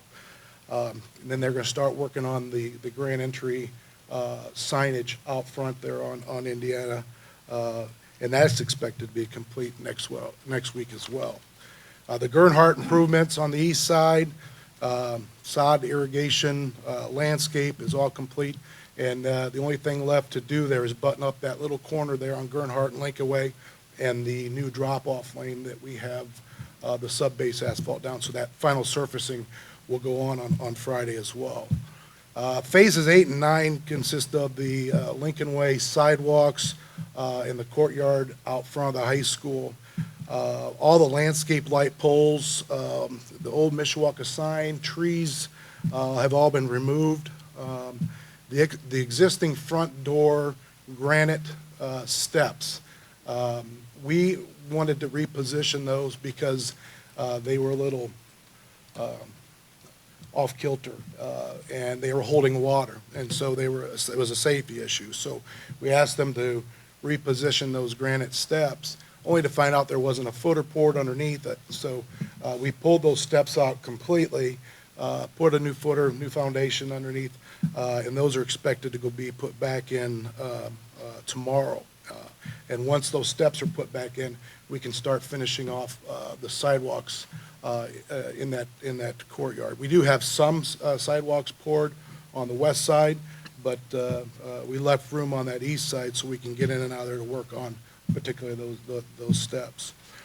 So with that, over the next couple days, particularly Friday, there's going to look like a lot of things are going to be complete. While I expect all the landscaping to be done probably the end of the month, the biggest factor, I think, will be the ongoing landscaping out front in the main courtyard. Some of those landscapes, plants and vegetation that we are wanting to put in out there were not in the scope of the overall project. So we'll be working on that to get those planted through August and September, which will probably be a good time for planting anyway in September. The only setback with the entire project, and I blame it on the pandemic, is the light poles for the parking lot. There is a delay on those, and we're not expected to get our light poles until August 25th. That's when they're expected to be on site. We do have a few evening events, including commencement, football games, and we have made arrangements to get construction lights up in the parking lots for the safety of those who are coming to the games and to the events that we have planned. The west vestibule is moving along really well. Drywall is finished today. They're starting painting that up tomorrow. The aluminum frames in the storefront are going to be installed late next week. The office countertop, drop ceilings, electrical devices, and lighting will also be installed next week. So we're looking at finishing up the west vestibule by the end of the month. School city parking lots. Right now, all the parking lot asphalt has been repaired and crack sealed. And Ranger Material, our contractor, is going through right now and putting final sealant on the parking lots and striping as we speak. Twin Branch sign, if you've seen that, that is up and running. It's functional. So we're excited about the Twin Branch sign, but we will finish that off starting next week with landscape around that. School City, the 5 elementary schools for the carpeting. We are 99% complete with the carpeting install. We added a few classrooms and some much-needed area at John Young Middle School, including the library, as well as the commons. We put that LVT down we're going to put the LVT down in the commons area because that is a lunchroom area where we'll make it much easier to clean up. So we're getting close there too. The John Young track was supposed to start end of May. That actually got pushed back because of the pandemic. And Benyon Sports is actually behind on their schedule. And they did manage to have their subcontractor go in and tear out the old surfacing around the track. But they are due to come in and begin resurfacing that on July 20th. So with that, another project that we did a year and a half ago at Hums Elementary School, as you may already know, took a setback this past Saturday when we had 3.5 inches of rain in a matter of 45 minutes. Unfortunately, the that volume of rainfall flooded back into the school. And we had one heck of a mess. And we went out, and it's still mind-boggling because we've had, over the last year and a half, we have a lot of torrential downpours that we've been able to handle. This may have been one that sent us over the edge. We went in this past Monday, had all our 5 outlets camera televised to make sure that we didn't have any obstructions, and they were all clear. So we are actually scratching our head trying to figure out why this has happened and it hasn't happened in the last year and a half.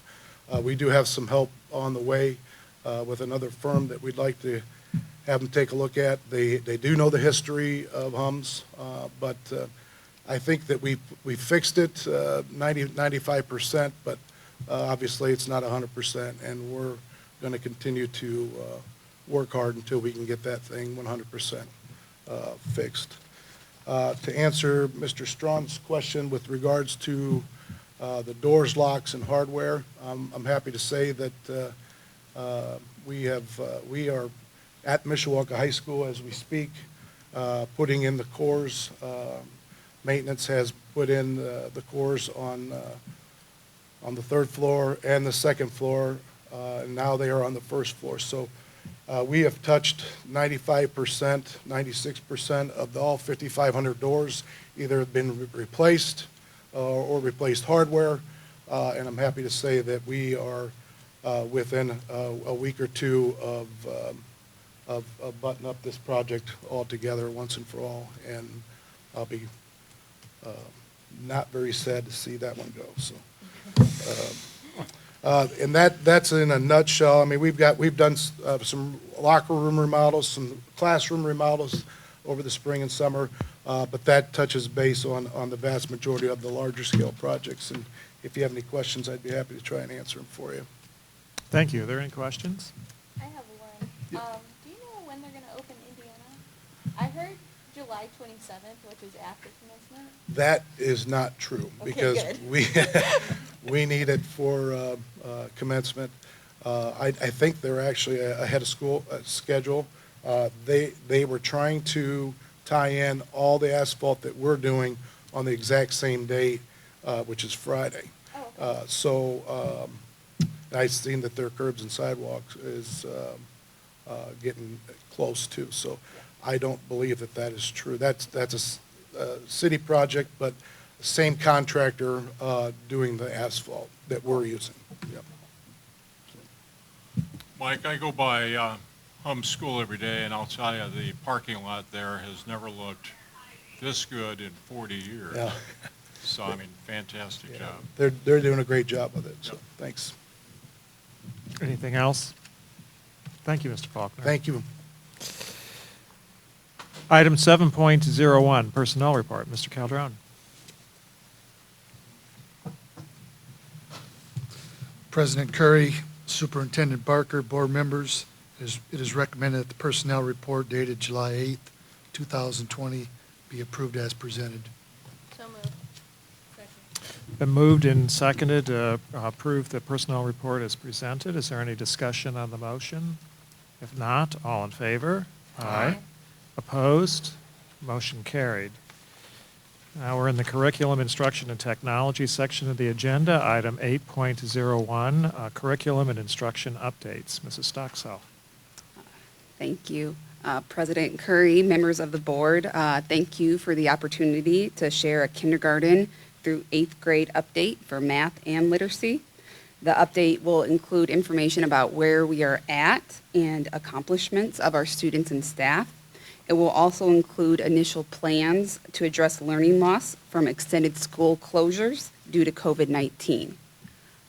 Bruce, if you'd be willing, can you pull up the Google slide deck, curriculum and instruction?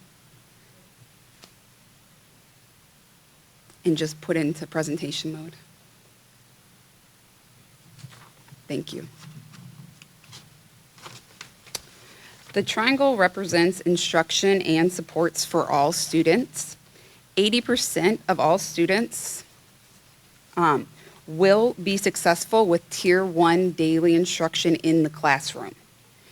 15% of our students in schools will need Tier 2, our small group targeted instruction in addition to Tier 1.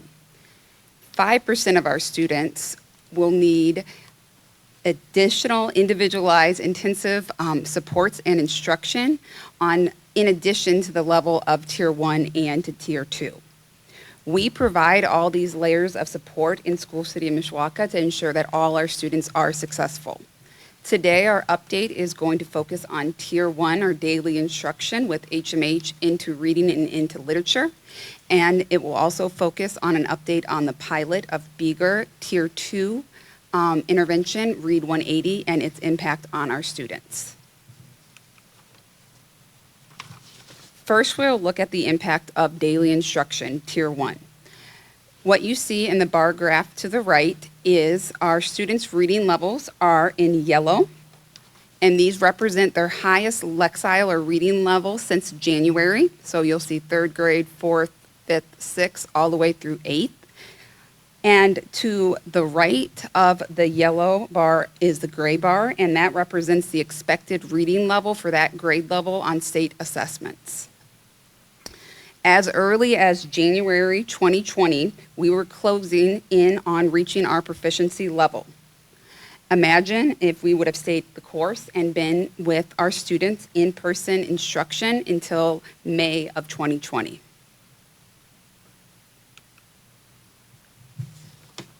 Now we'll look at the impact of Read 180, a Tier 2 intervention.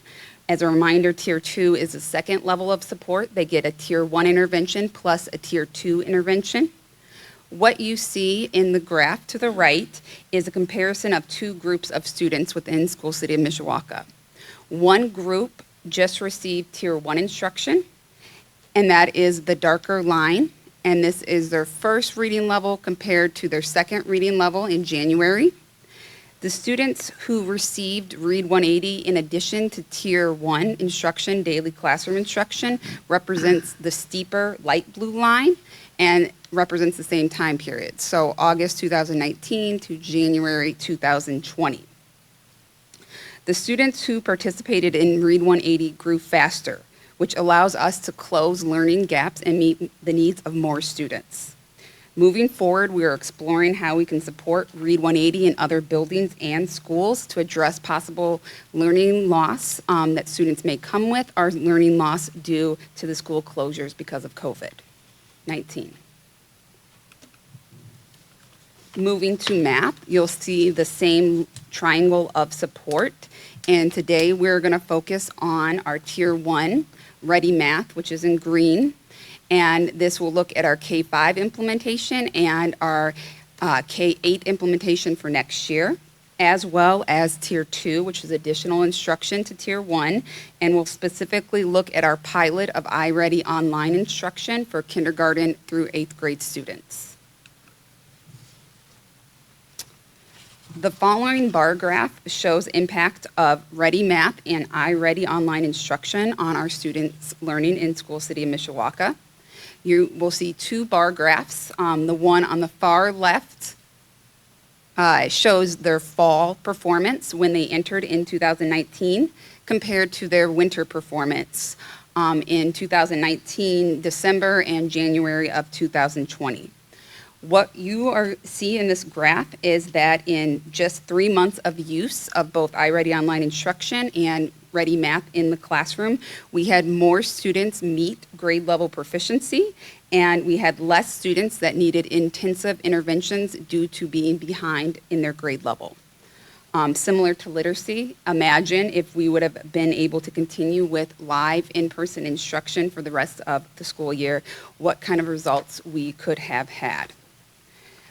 This year, through the pilot of iReady and through the this year through the pilot of iReady, we were better able to support the curriculum we were already using in the classroom, kindergarten through 5th grade.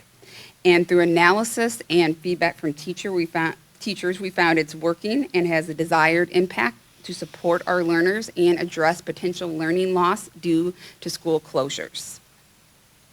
So with that, it is recommended that the Board of School Trustees approve the iReady online instruction contract with Curriculum Associates as presented. Second. It's been moved and seconded to approve the recommendation as presented. Is there any discussion on the motion? Or any questions for Mrs. Stockcell? If not, all in favor? Aye. Opposed? Motion carried. Thank you. You're welcome. Item 8.02, curriculum and instruction fees. Back to you.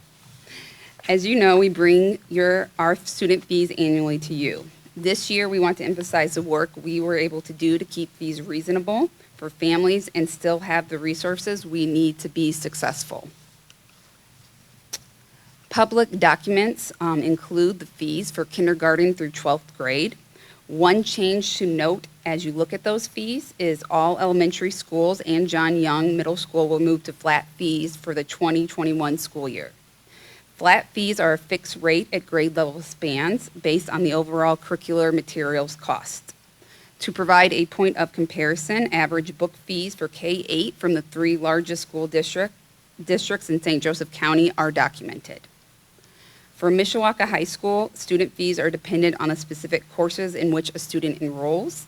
There are no new curricular adoptions in MHS courses for the 2021 school year. Please see the associated sheet for specific fees per course.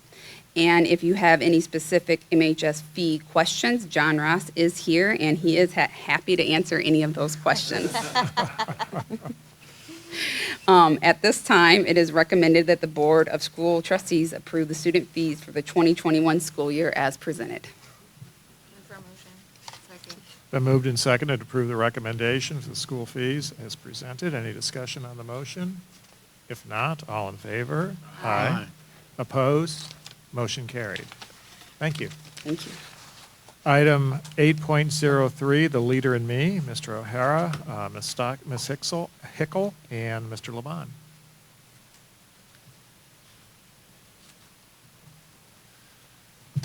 Thank you, President Curry, members of the board, Mr. Barker. You'll probably remember we've talked to you about Leader in Me before. We've shared with you that we've piloted this program at Liberty Elementary.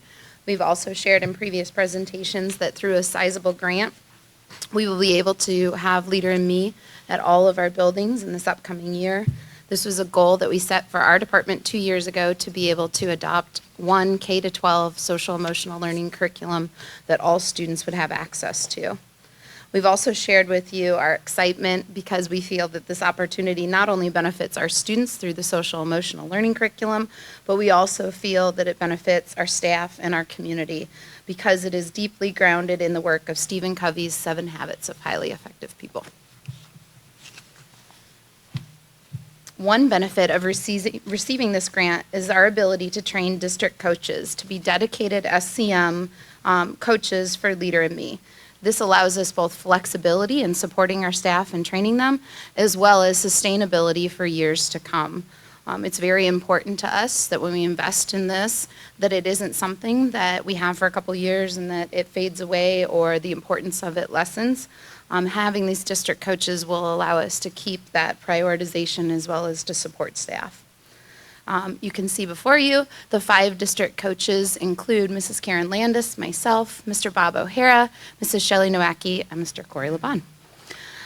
The 5 of us participated this spring, prior to school closures, in the necessary learning and training to become coaches, as well as coaching sessions with our district support.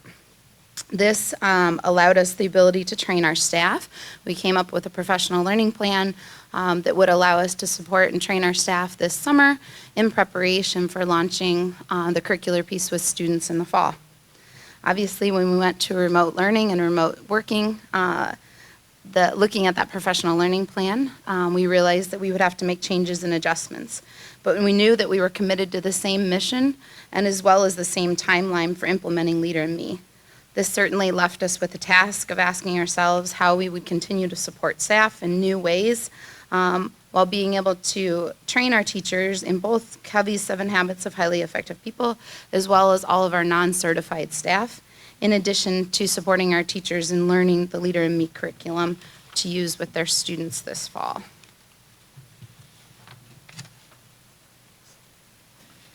So what that looked like was the decision that we had to move everything virtually.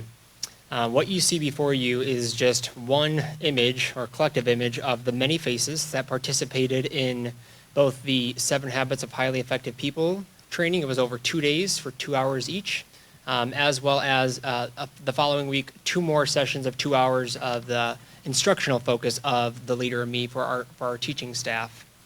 This was an expectation of our non-certified or our support staff.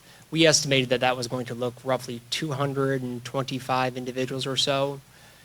We ended up on both days receiving or having 409 of our staff members participate in this training. And I emphasize that number to say that roughly estimates 175 individuals, teachers, psychologists, counselors, secretaries who chose to give up their own time because they believed in what we were doing here.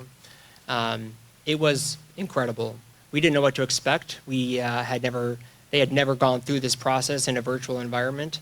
And when we said 275 or 225, they thought, okay, maybe we could do that. We didn't know how that would look, how that would feel. A lot of 7 Habits is about taking the time to be reflective and introspective and focusing on us as human beings, not as educators, not as teachers, but as people. But we were very quickly encouraged. The facilitator posed the first question, and the flood of responses from our staff and their willingness to lean into the content, to open up to us, to be vulnerable, to share about experiences or times that they've had a paradigm shift, they've had a challenge in the way that they see things, and getting responses about divorces and losing children and going through tragic, terrible car accidents. And again, just that authenticity that our staff demonstrated in a very safe and trusting environment. We were so pleased. And I think on this next slide, you're going to see some of the feedback that our staff gave us, specifically in regards to 7 Habits. It mattered. They received it well. We're so encouraged by their excitement about this content, and we look forward to continuing this type of mentality with all of the staff as we move into the 2021 school year. We also collected feedback from the training that we did specifically with teachers to support them in teaching this curriculum. And you can see through some of the comments that they shared that they believed in the commitment of this work. They were engaged in learning. They appreciated the focus that it has on building a community and understanding that that community is much larger than their individual classroom or even their individual building. And then that value of the staff and what they saw in themselves in the 7 Habits training, and realizing that we would also be able to bring that same experience and learning to our students. So a lot of great, powerful feedback that has carried on even since those trainings. It's always very rewarding when we see and hear staff using the language and applying the learning from those moments, knowing that their participation had an impact on them, and we know that we can have that impact on our students. Thank you. Any questions? I think this is indicative of a great staff, both in the training staff, you coaches, and it also speaks very, very highly of our teaching staff, who would be interested but enthusiastic about it. Thank you.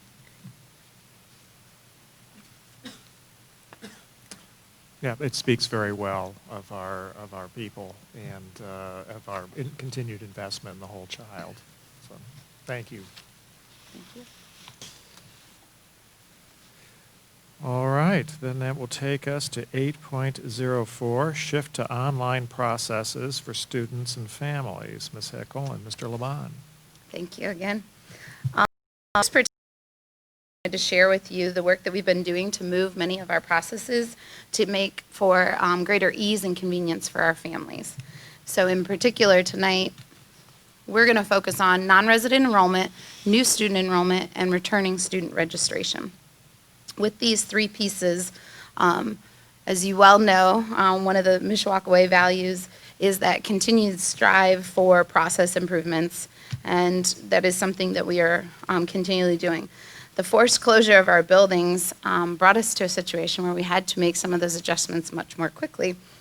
Two areas in particular that we were able to mobilize quickly through the work of Miranda Scheikow and Jen Smith was taking our non-resident enrollment process as well as our in-district transfer process and bringing that online, making it accessible and available through our websites for our students and our families. In virtue of doing that, we were able to then easily collect the information that parents needed to supply, analyze those requests, approve them if appropriate, and notify families without any delays during remote working. In doing that, I'm happy to say that from the moment that we closed buildings to today, we have been able to accept and approve nearly 200 non-resident enrollments, which places us precisely on track for our projections when we shared the marketing plan with you. And it also keeps us on pace with enrollments in the past. So we're very happy that we were able to do that. Some anecdotal comments that we're receiving from families now that even though we are back open at the Ad Center is that continued ease and convenience is something that they appreciate. So we were happy that we were able to do that.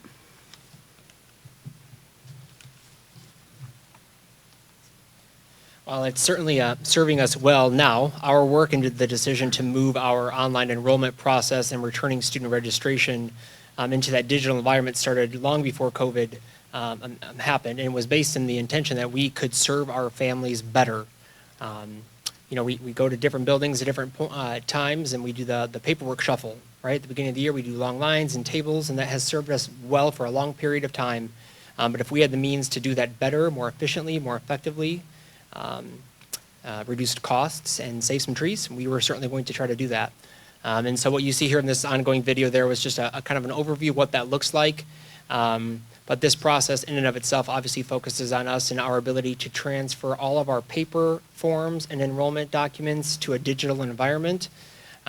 Secretaries and our registrars at the different levels will review them and approve them, and they'll make necessary contact with families if there are discrepancies in data or questions. And again, given the circumstances that we find ourselves in now, this serves us exceptionally well, especially when we look back to school and the restricting of visitors or guests in our buildings, making sure that we have removed all barriers for our students and our families to enroll in School City of Mishawaka is easily achieved in this pursuit. Thank you.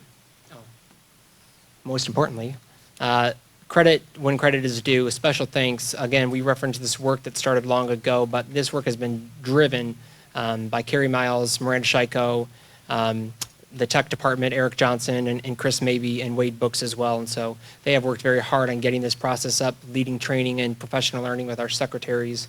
And so we're very thankful for their work and making this effort a reality for us.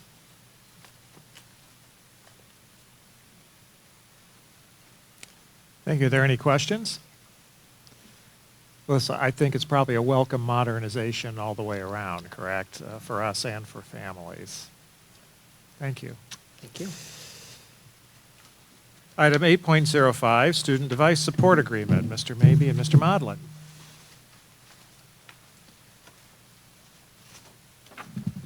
Good evening. I'm happy to present to you for my first time as Tech Director regarding the student support or device support agreement for the recently purchased Chromebooks.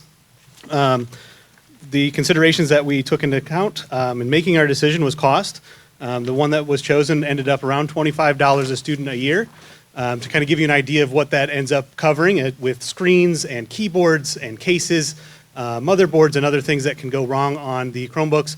A screen by itself is $30, and that actually ends up to be one of the most commonly replaced items, along with the keyboard, which is around $60 a device per instance. We will get an unlimited number of repairs through this agreement. We also considered the time of repair in order to provide the most or the least amount of disruption to instruction for our students. The length of that support term, turns out if you get that longer term, we actually end up saving money because they will reduce the amount per year, and it also covers us in later years for more expensive items that tend to go out as the wear and tear goes out. And in order to provide that best customer service, we wanted to have an easy help desk and repair tracking so that we can maintain that customer service and get those devices back, as well as additional value-added items. We did go through a variety of different vendors and ended up with K-12 Tech, which was the only service provider to meet all those 5 criteria, in addition to providing that best turnaround time for our service repairs. We were also going to get device cases included in that cost, so students can personalize their device so it's easy to identify their device on that case. We will get some classroom-based carts as needed. That 7 to 10 day business repair, local pickup and delivery, and then also support for a high school computer repair course, including some curriculum, parts, videos, manuals, devices for student work, like practice devices other than Chromebooks, and the repair tools and videos and monthly technician visits from K-12 Tech to help support our students as they're learning and growing in their careers. So I would like to recommend the approval of the contract with K-12 Tech for our service agreement. Move for approval. Second. Been moved and seconded to approve the recommendation. Is there any discussion on the motion? If not, all in favor? Aye. Opposed? Motion carried. Thank you very much, and welcome to the team, Mr. Modlin. Thank you. We're now in the business and operations section of the agenda. Item 9.01, recommendation to award intrusion and fire alarm detection. Mr. Newman. Thank you, Mr. Curry. If the board recalls, at the July 25th, 2017 school board meeting, Vermilion Systems was awarded the bid for door access controls and video surveillance across the school corporation. That work was completed in the fall of 2017, and the school corporation has been satisfied with the work and support of Vermilion Systems. At that time, ideally, our intrusion detection monitoring, in addition to our fire alarm monitoring, would have been tied in as part of the same system, or at least conjoined in some way. However, the school corporation has been under contract with another vendor for these services, and we still are through April of 2021. It's our desire to upgrade our current intrusion fire monitoring systems and move them under the same umbrella with our door access and video surveillance systems. Vermilion Systems has proposed an upfront cost of $60,000 for the equipment and installation to make this happen. The ongoing monitoring and service agreement for 9 buildings would then cost the school corporation $1,074 per month for a 5-year term. Currently, the school corporation pays $2,352 monthly for these services. And in addition, the school corporation pays $715 monthly for AT&T POTS lines that will no longer be necessary when that agreement expires next year. The administration would like to utilize the proceeds of the 2019 first mortgage bond sale for the upfront cost of the equipment and installation, which would then provide an annual savings in our operations fund of approximately $23,916. If approved, installation would occur or would start prior to the start of school, but the monitoring and service agreement would not begin until April of 2021 when the current agreement expires. So I'm happy to answer any questions that the board may have, but we are recommending approval of Vermilion Systems for intrusion and fire detection for an upfront cost of $60,000 and an ongoing cost of $1,074. Been moved and seconded to approve the recommendation. Is there any discussion on the motion? Would there be any possibility of shortening the term of the contract that we have? Maybe pay a penalty, but it might be financially advisable if we could shorten the contract, pay the penalty, and have this installed earlier. Oh, it shortened our current contract. Yes. Yes, we explored that option, and there was no financial benefit. They weren't willing to negotiate the price down, so we could have gotten out of it by paying it all up front and moving on, but there was no savings to be had. We explored that all the way back in 2017. Any other questions? If not, it's been moved and seconded to approve the recommendation. All in favor? Aye. Opposed? Motion carried. Thank you, Mr. Newman. Thank you. Item 9.02, approval of the Jaguar Code of Conduct changes. Ms. Kaiser.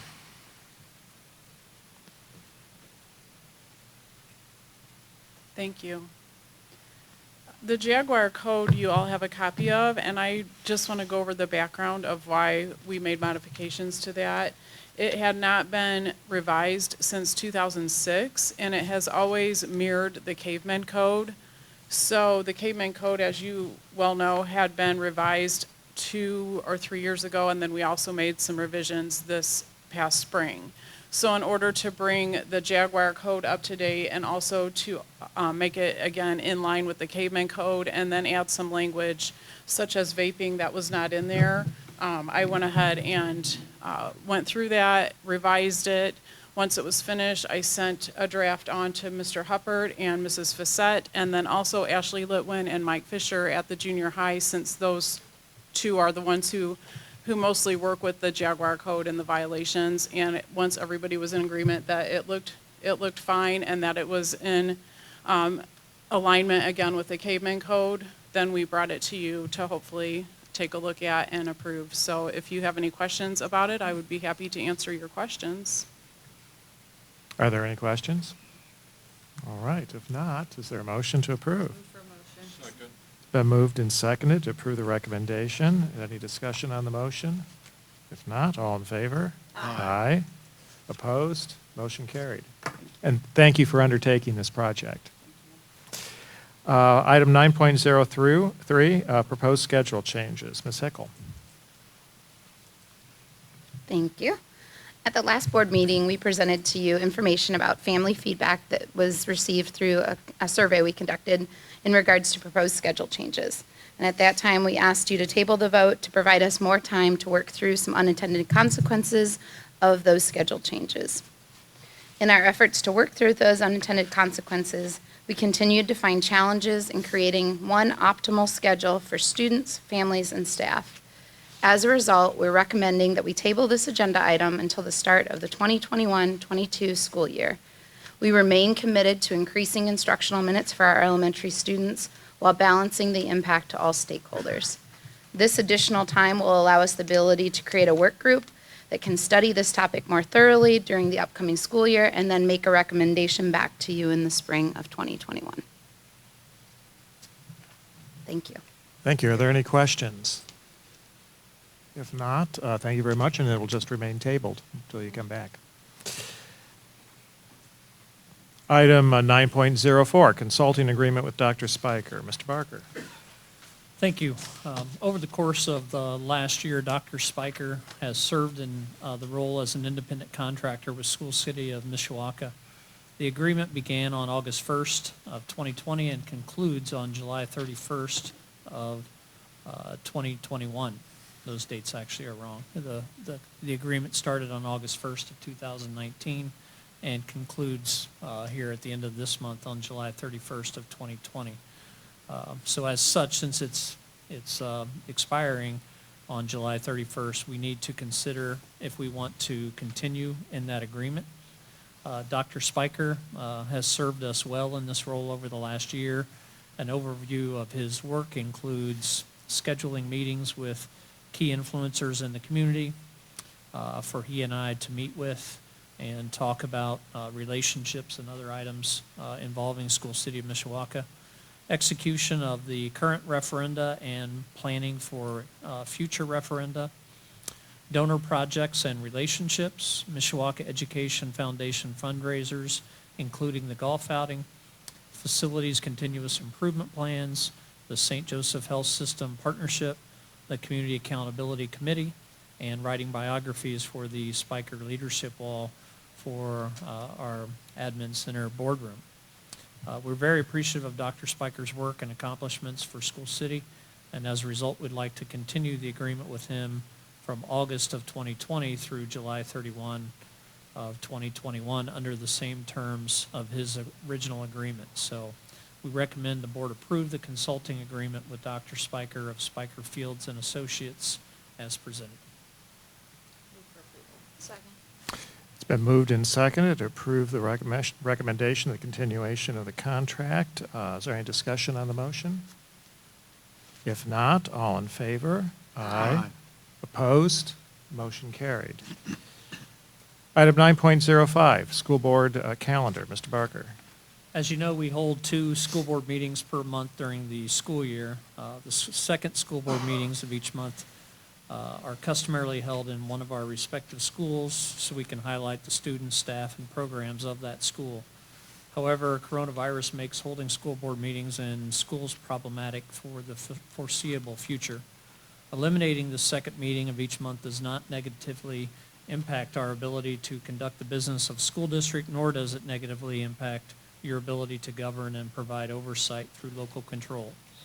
Additionally, the powers granted to us through Governor Holcomb's executive orders and through a proposed school board policy later in tonight's meeting maintains the ability of the district to continue operations while balancing school board powers. And I know after sitting here for 2 hours, you're thinking, how do we reduce to one meeting? Part of that is tonight, you're having far more agenda items because of what's happened over the last few months. We've tried to make sure that those meetings were essential only as we were instructed by the governor.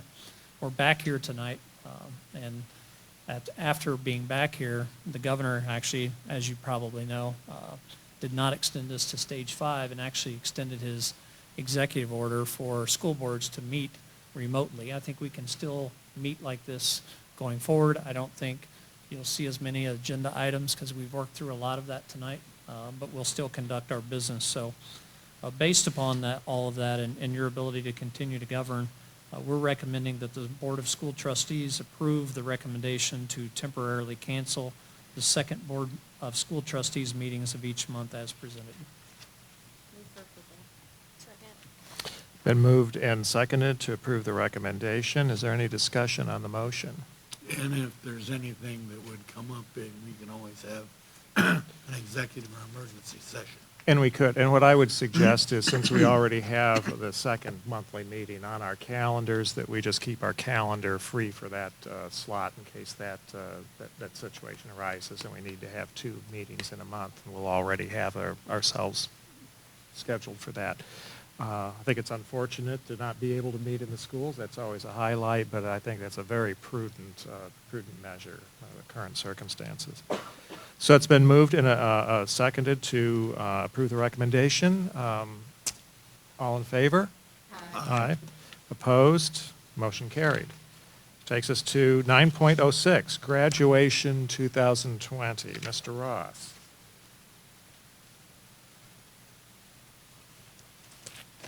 President Curry, board members, and Mr. Barker.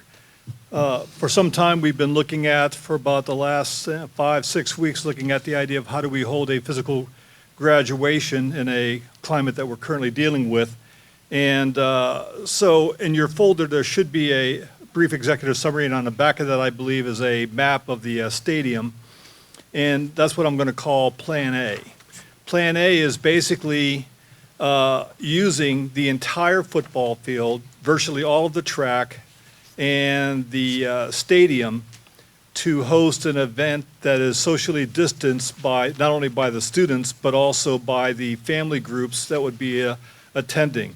We've been working closely with a variety of people here at Central Office, but also with St. Joe Health, to make sure that this is going to be okay, that we're going to be allowed to do this. And originally, we had the family groups set up to be 6 people in a pod, basically, and there's enough room in the stadium and the track and so on and so forth to make that work. But they kind of balked at that, so we kicked it back down to 4, and they're okay with that. Now, one of the segues that Mr. Barker mentioned was that we're in phase 4.5 or stage 4.5. It's not stage 5. Stage 5 takes away the 250-person limit. 4.5 doesn't. So Plan A, which would be something in a range of 1,400 participants between the graduates, the attendees, and the facilitators of the event, isn't okay. Now, allegedly on the 17th, I think, of this month, the governor is going to say where we are now. But I, like every one of you, are seeing what's happening in the news, and I'm not particularly optimistic that we're going to make it to stage 5 by the 24th. All right.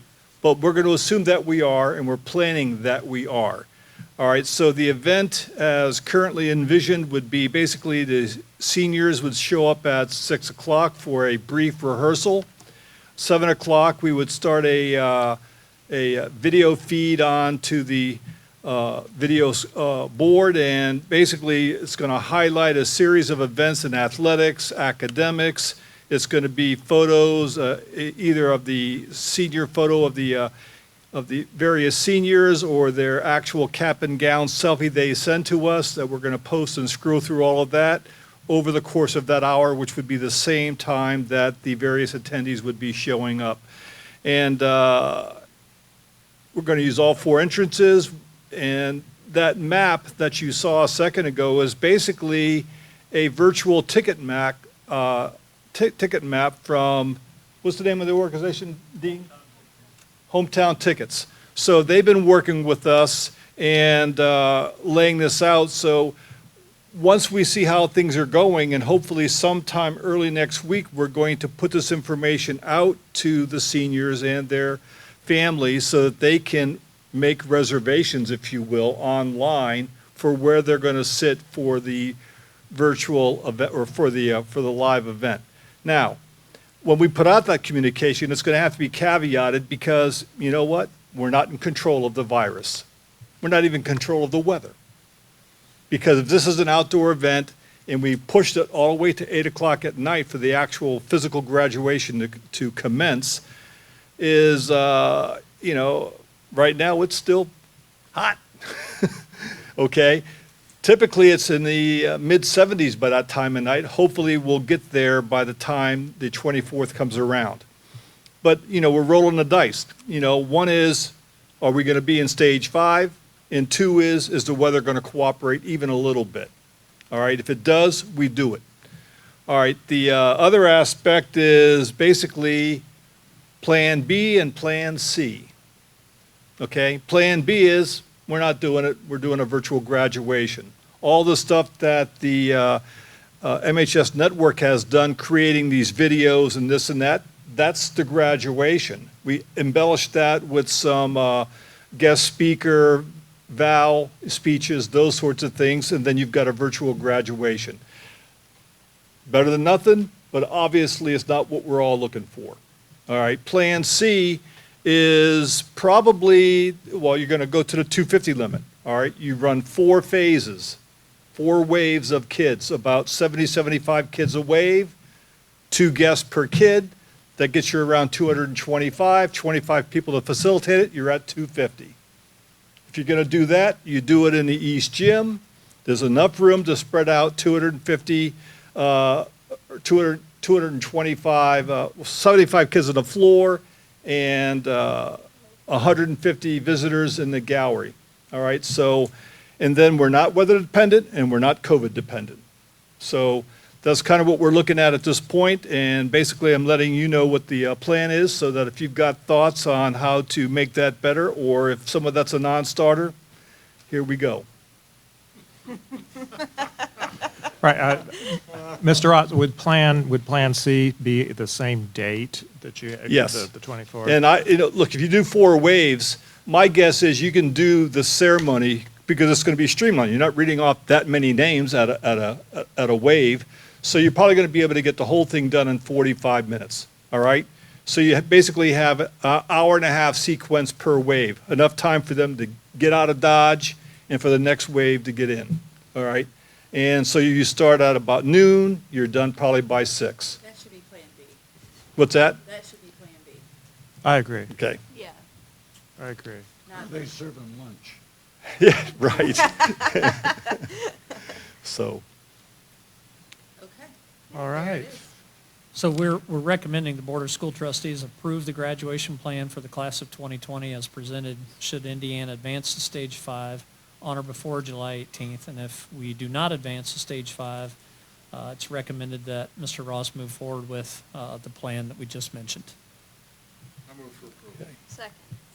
Been moved and seconded to approve the recommendation. Any further discussion on the motion? In that case, all in favor? Aye. Opposed? Motion carried.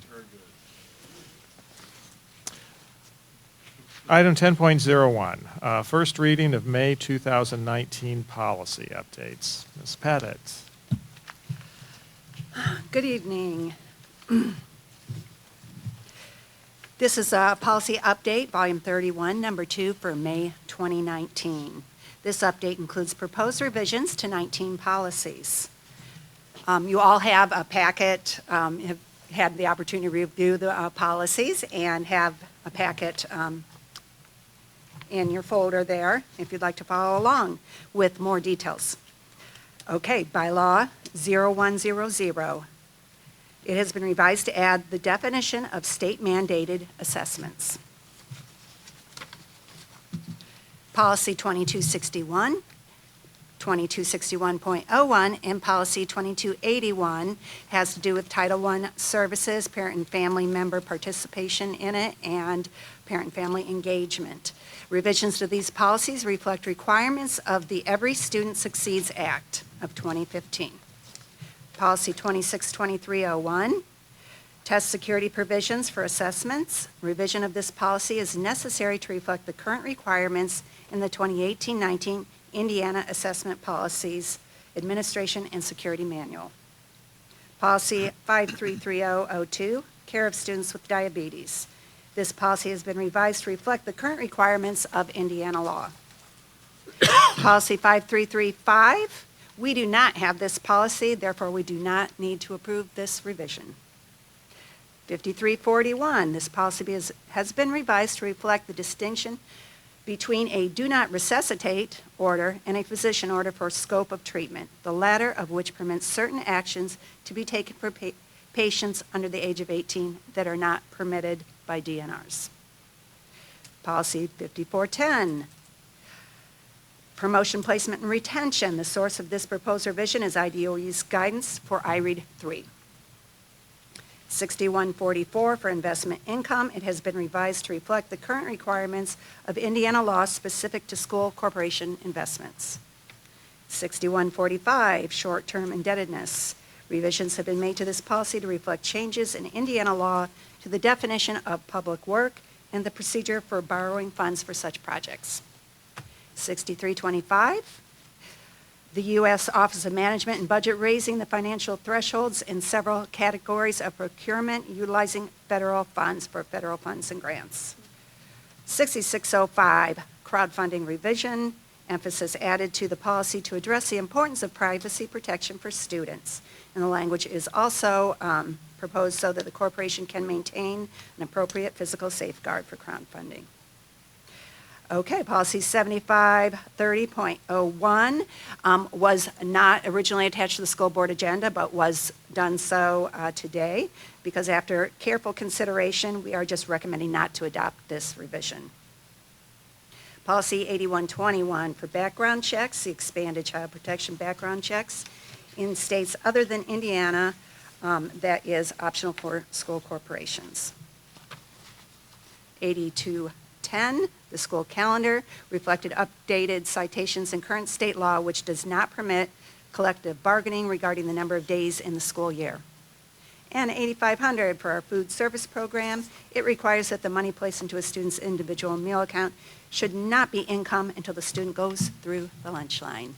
And that is all for the May 2019. All right, which takes us to 10.02, first reading of June 2020 policy updates. Okay, this update includes proposed revisions to 9 policies, technical corrections in 2, 3 new policies, and proposed revisions in 1. Bylaw 0151 and 0152 just have technical revisions. 0154 revised. It was revised to accurately reflect the required board actions at our organizational meetings. And then bylaw 0155, we have not adopted, and therefore there is no need to adopt this technical revision. 0167.2, the executive session revised, addresses the allowable purposes for an executive session. The amendment to the statute revised the language used to describe the calling of an executive session for matters dealing with real property transactions by the school corporation. Bylaw 0171.4, Treasurer, it has been revised to reflect options. Revisions should be made for consistency and grammatical changes and allow the treasurer to appoint a deputy treasurer pursuant to state law. 31/2011, public hearing before commencement of collective bargaining. This is a new policy that implements the requirements of Senate Enrolled Act 390 that the parties hold a public hearing and take public testimony regarding teacher compensation before starting private formal negotiations in the guidance provided by the Indiana Education Employment Relations Board. Policy 5111, determination of legal settlement and eligibility for enrollment. It's being revised to include an option for the board to delegate authority to the superintendent to deny a student's application to transfer to the corporation for various reasons, so that the school board does not have to see each case. 5460, revised graduation requirements. This new section requires each senior to receive notifications concerning the FAFSA and the process and benefits of completing the FAFSA. 6105, authorization to accept and distribute electronic records. Revised, it recognizes and authorizes the use of electronic signatures and electronic records for the broader range of applications and transactions that are part of the school business function. 6250, required ADM counts. This is new. This policy has been developed in response to the State Board of Accounts requirement that each school corporation should adopt a student engagement policy. This policy addresses the required ADM counts, which are taken for the purpose of state funding. 754002, this policy revision is part of a special release social media update that will be presented at an upcoming meeting by Jen Smith. 8330, revisions to this policy are recommended to address the release of educational records in health and safety emergencies. 842001, new policy for pandemics and epidemics. Due to the COVID-19 outbreak, Neola has determined a policy addressing pandemics and epidemics is something that the board should address. 8450, control of casual contact communicable diseases has been revised to update the list of common communicable diseases to include the 2019 novel coronavirus disease. And that is all for June 2020. All right, which takes us to item 10.03, first reading of new policy and replacement of current policy. Okay, just two here. Policy 4162, drug and alcohol testing of CDL holders and other employees who perform safety-sensitive functions. It has been revised to meet standards established in state law and federal regulations. Information regarding the drug and alcohol testing program, participation in an employee assistance program, when a staff member will be subject to disciplinary action, and drug-free awareness training requirements, notification requirements, and test results required by federal regulations. It's been carefully gone over with Mr. Callenbeck, our Director of Transportation.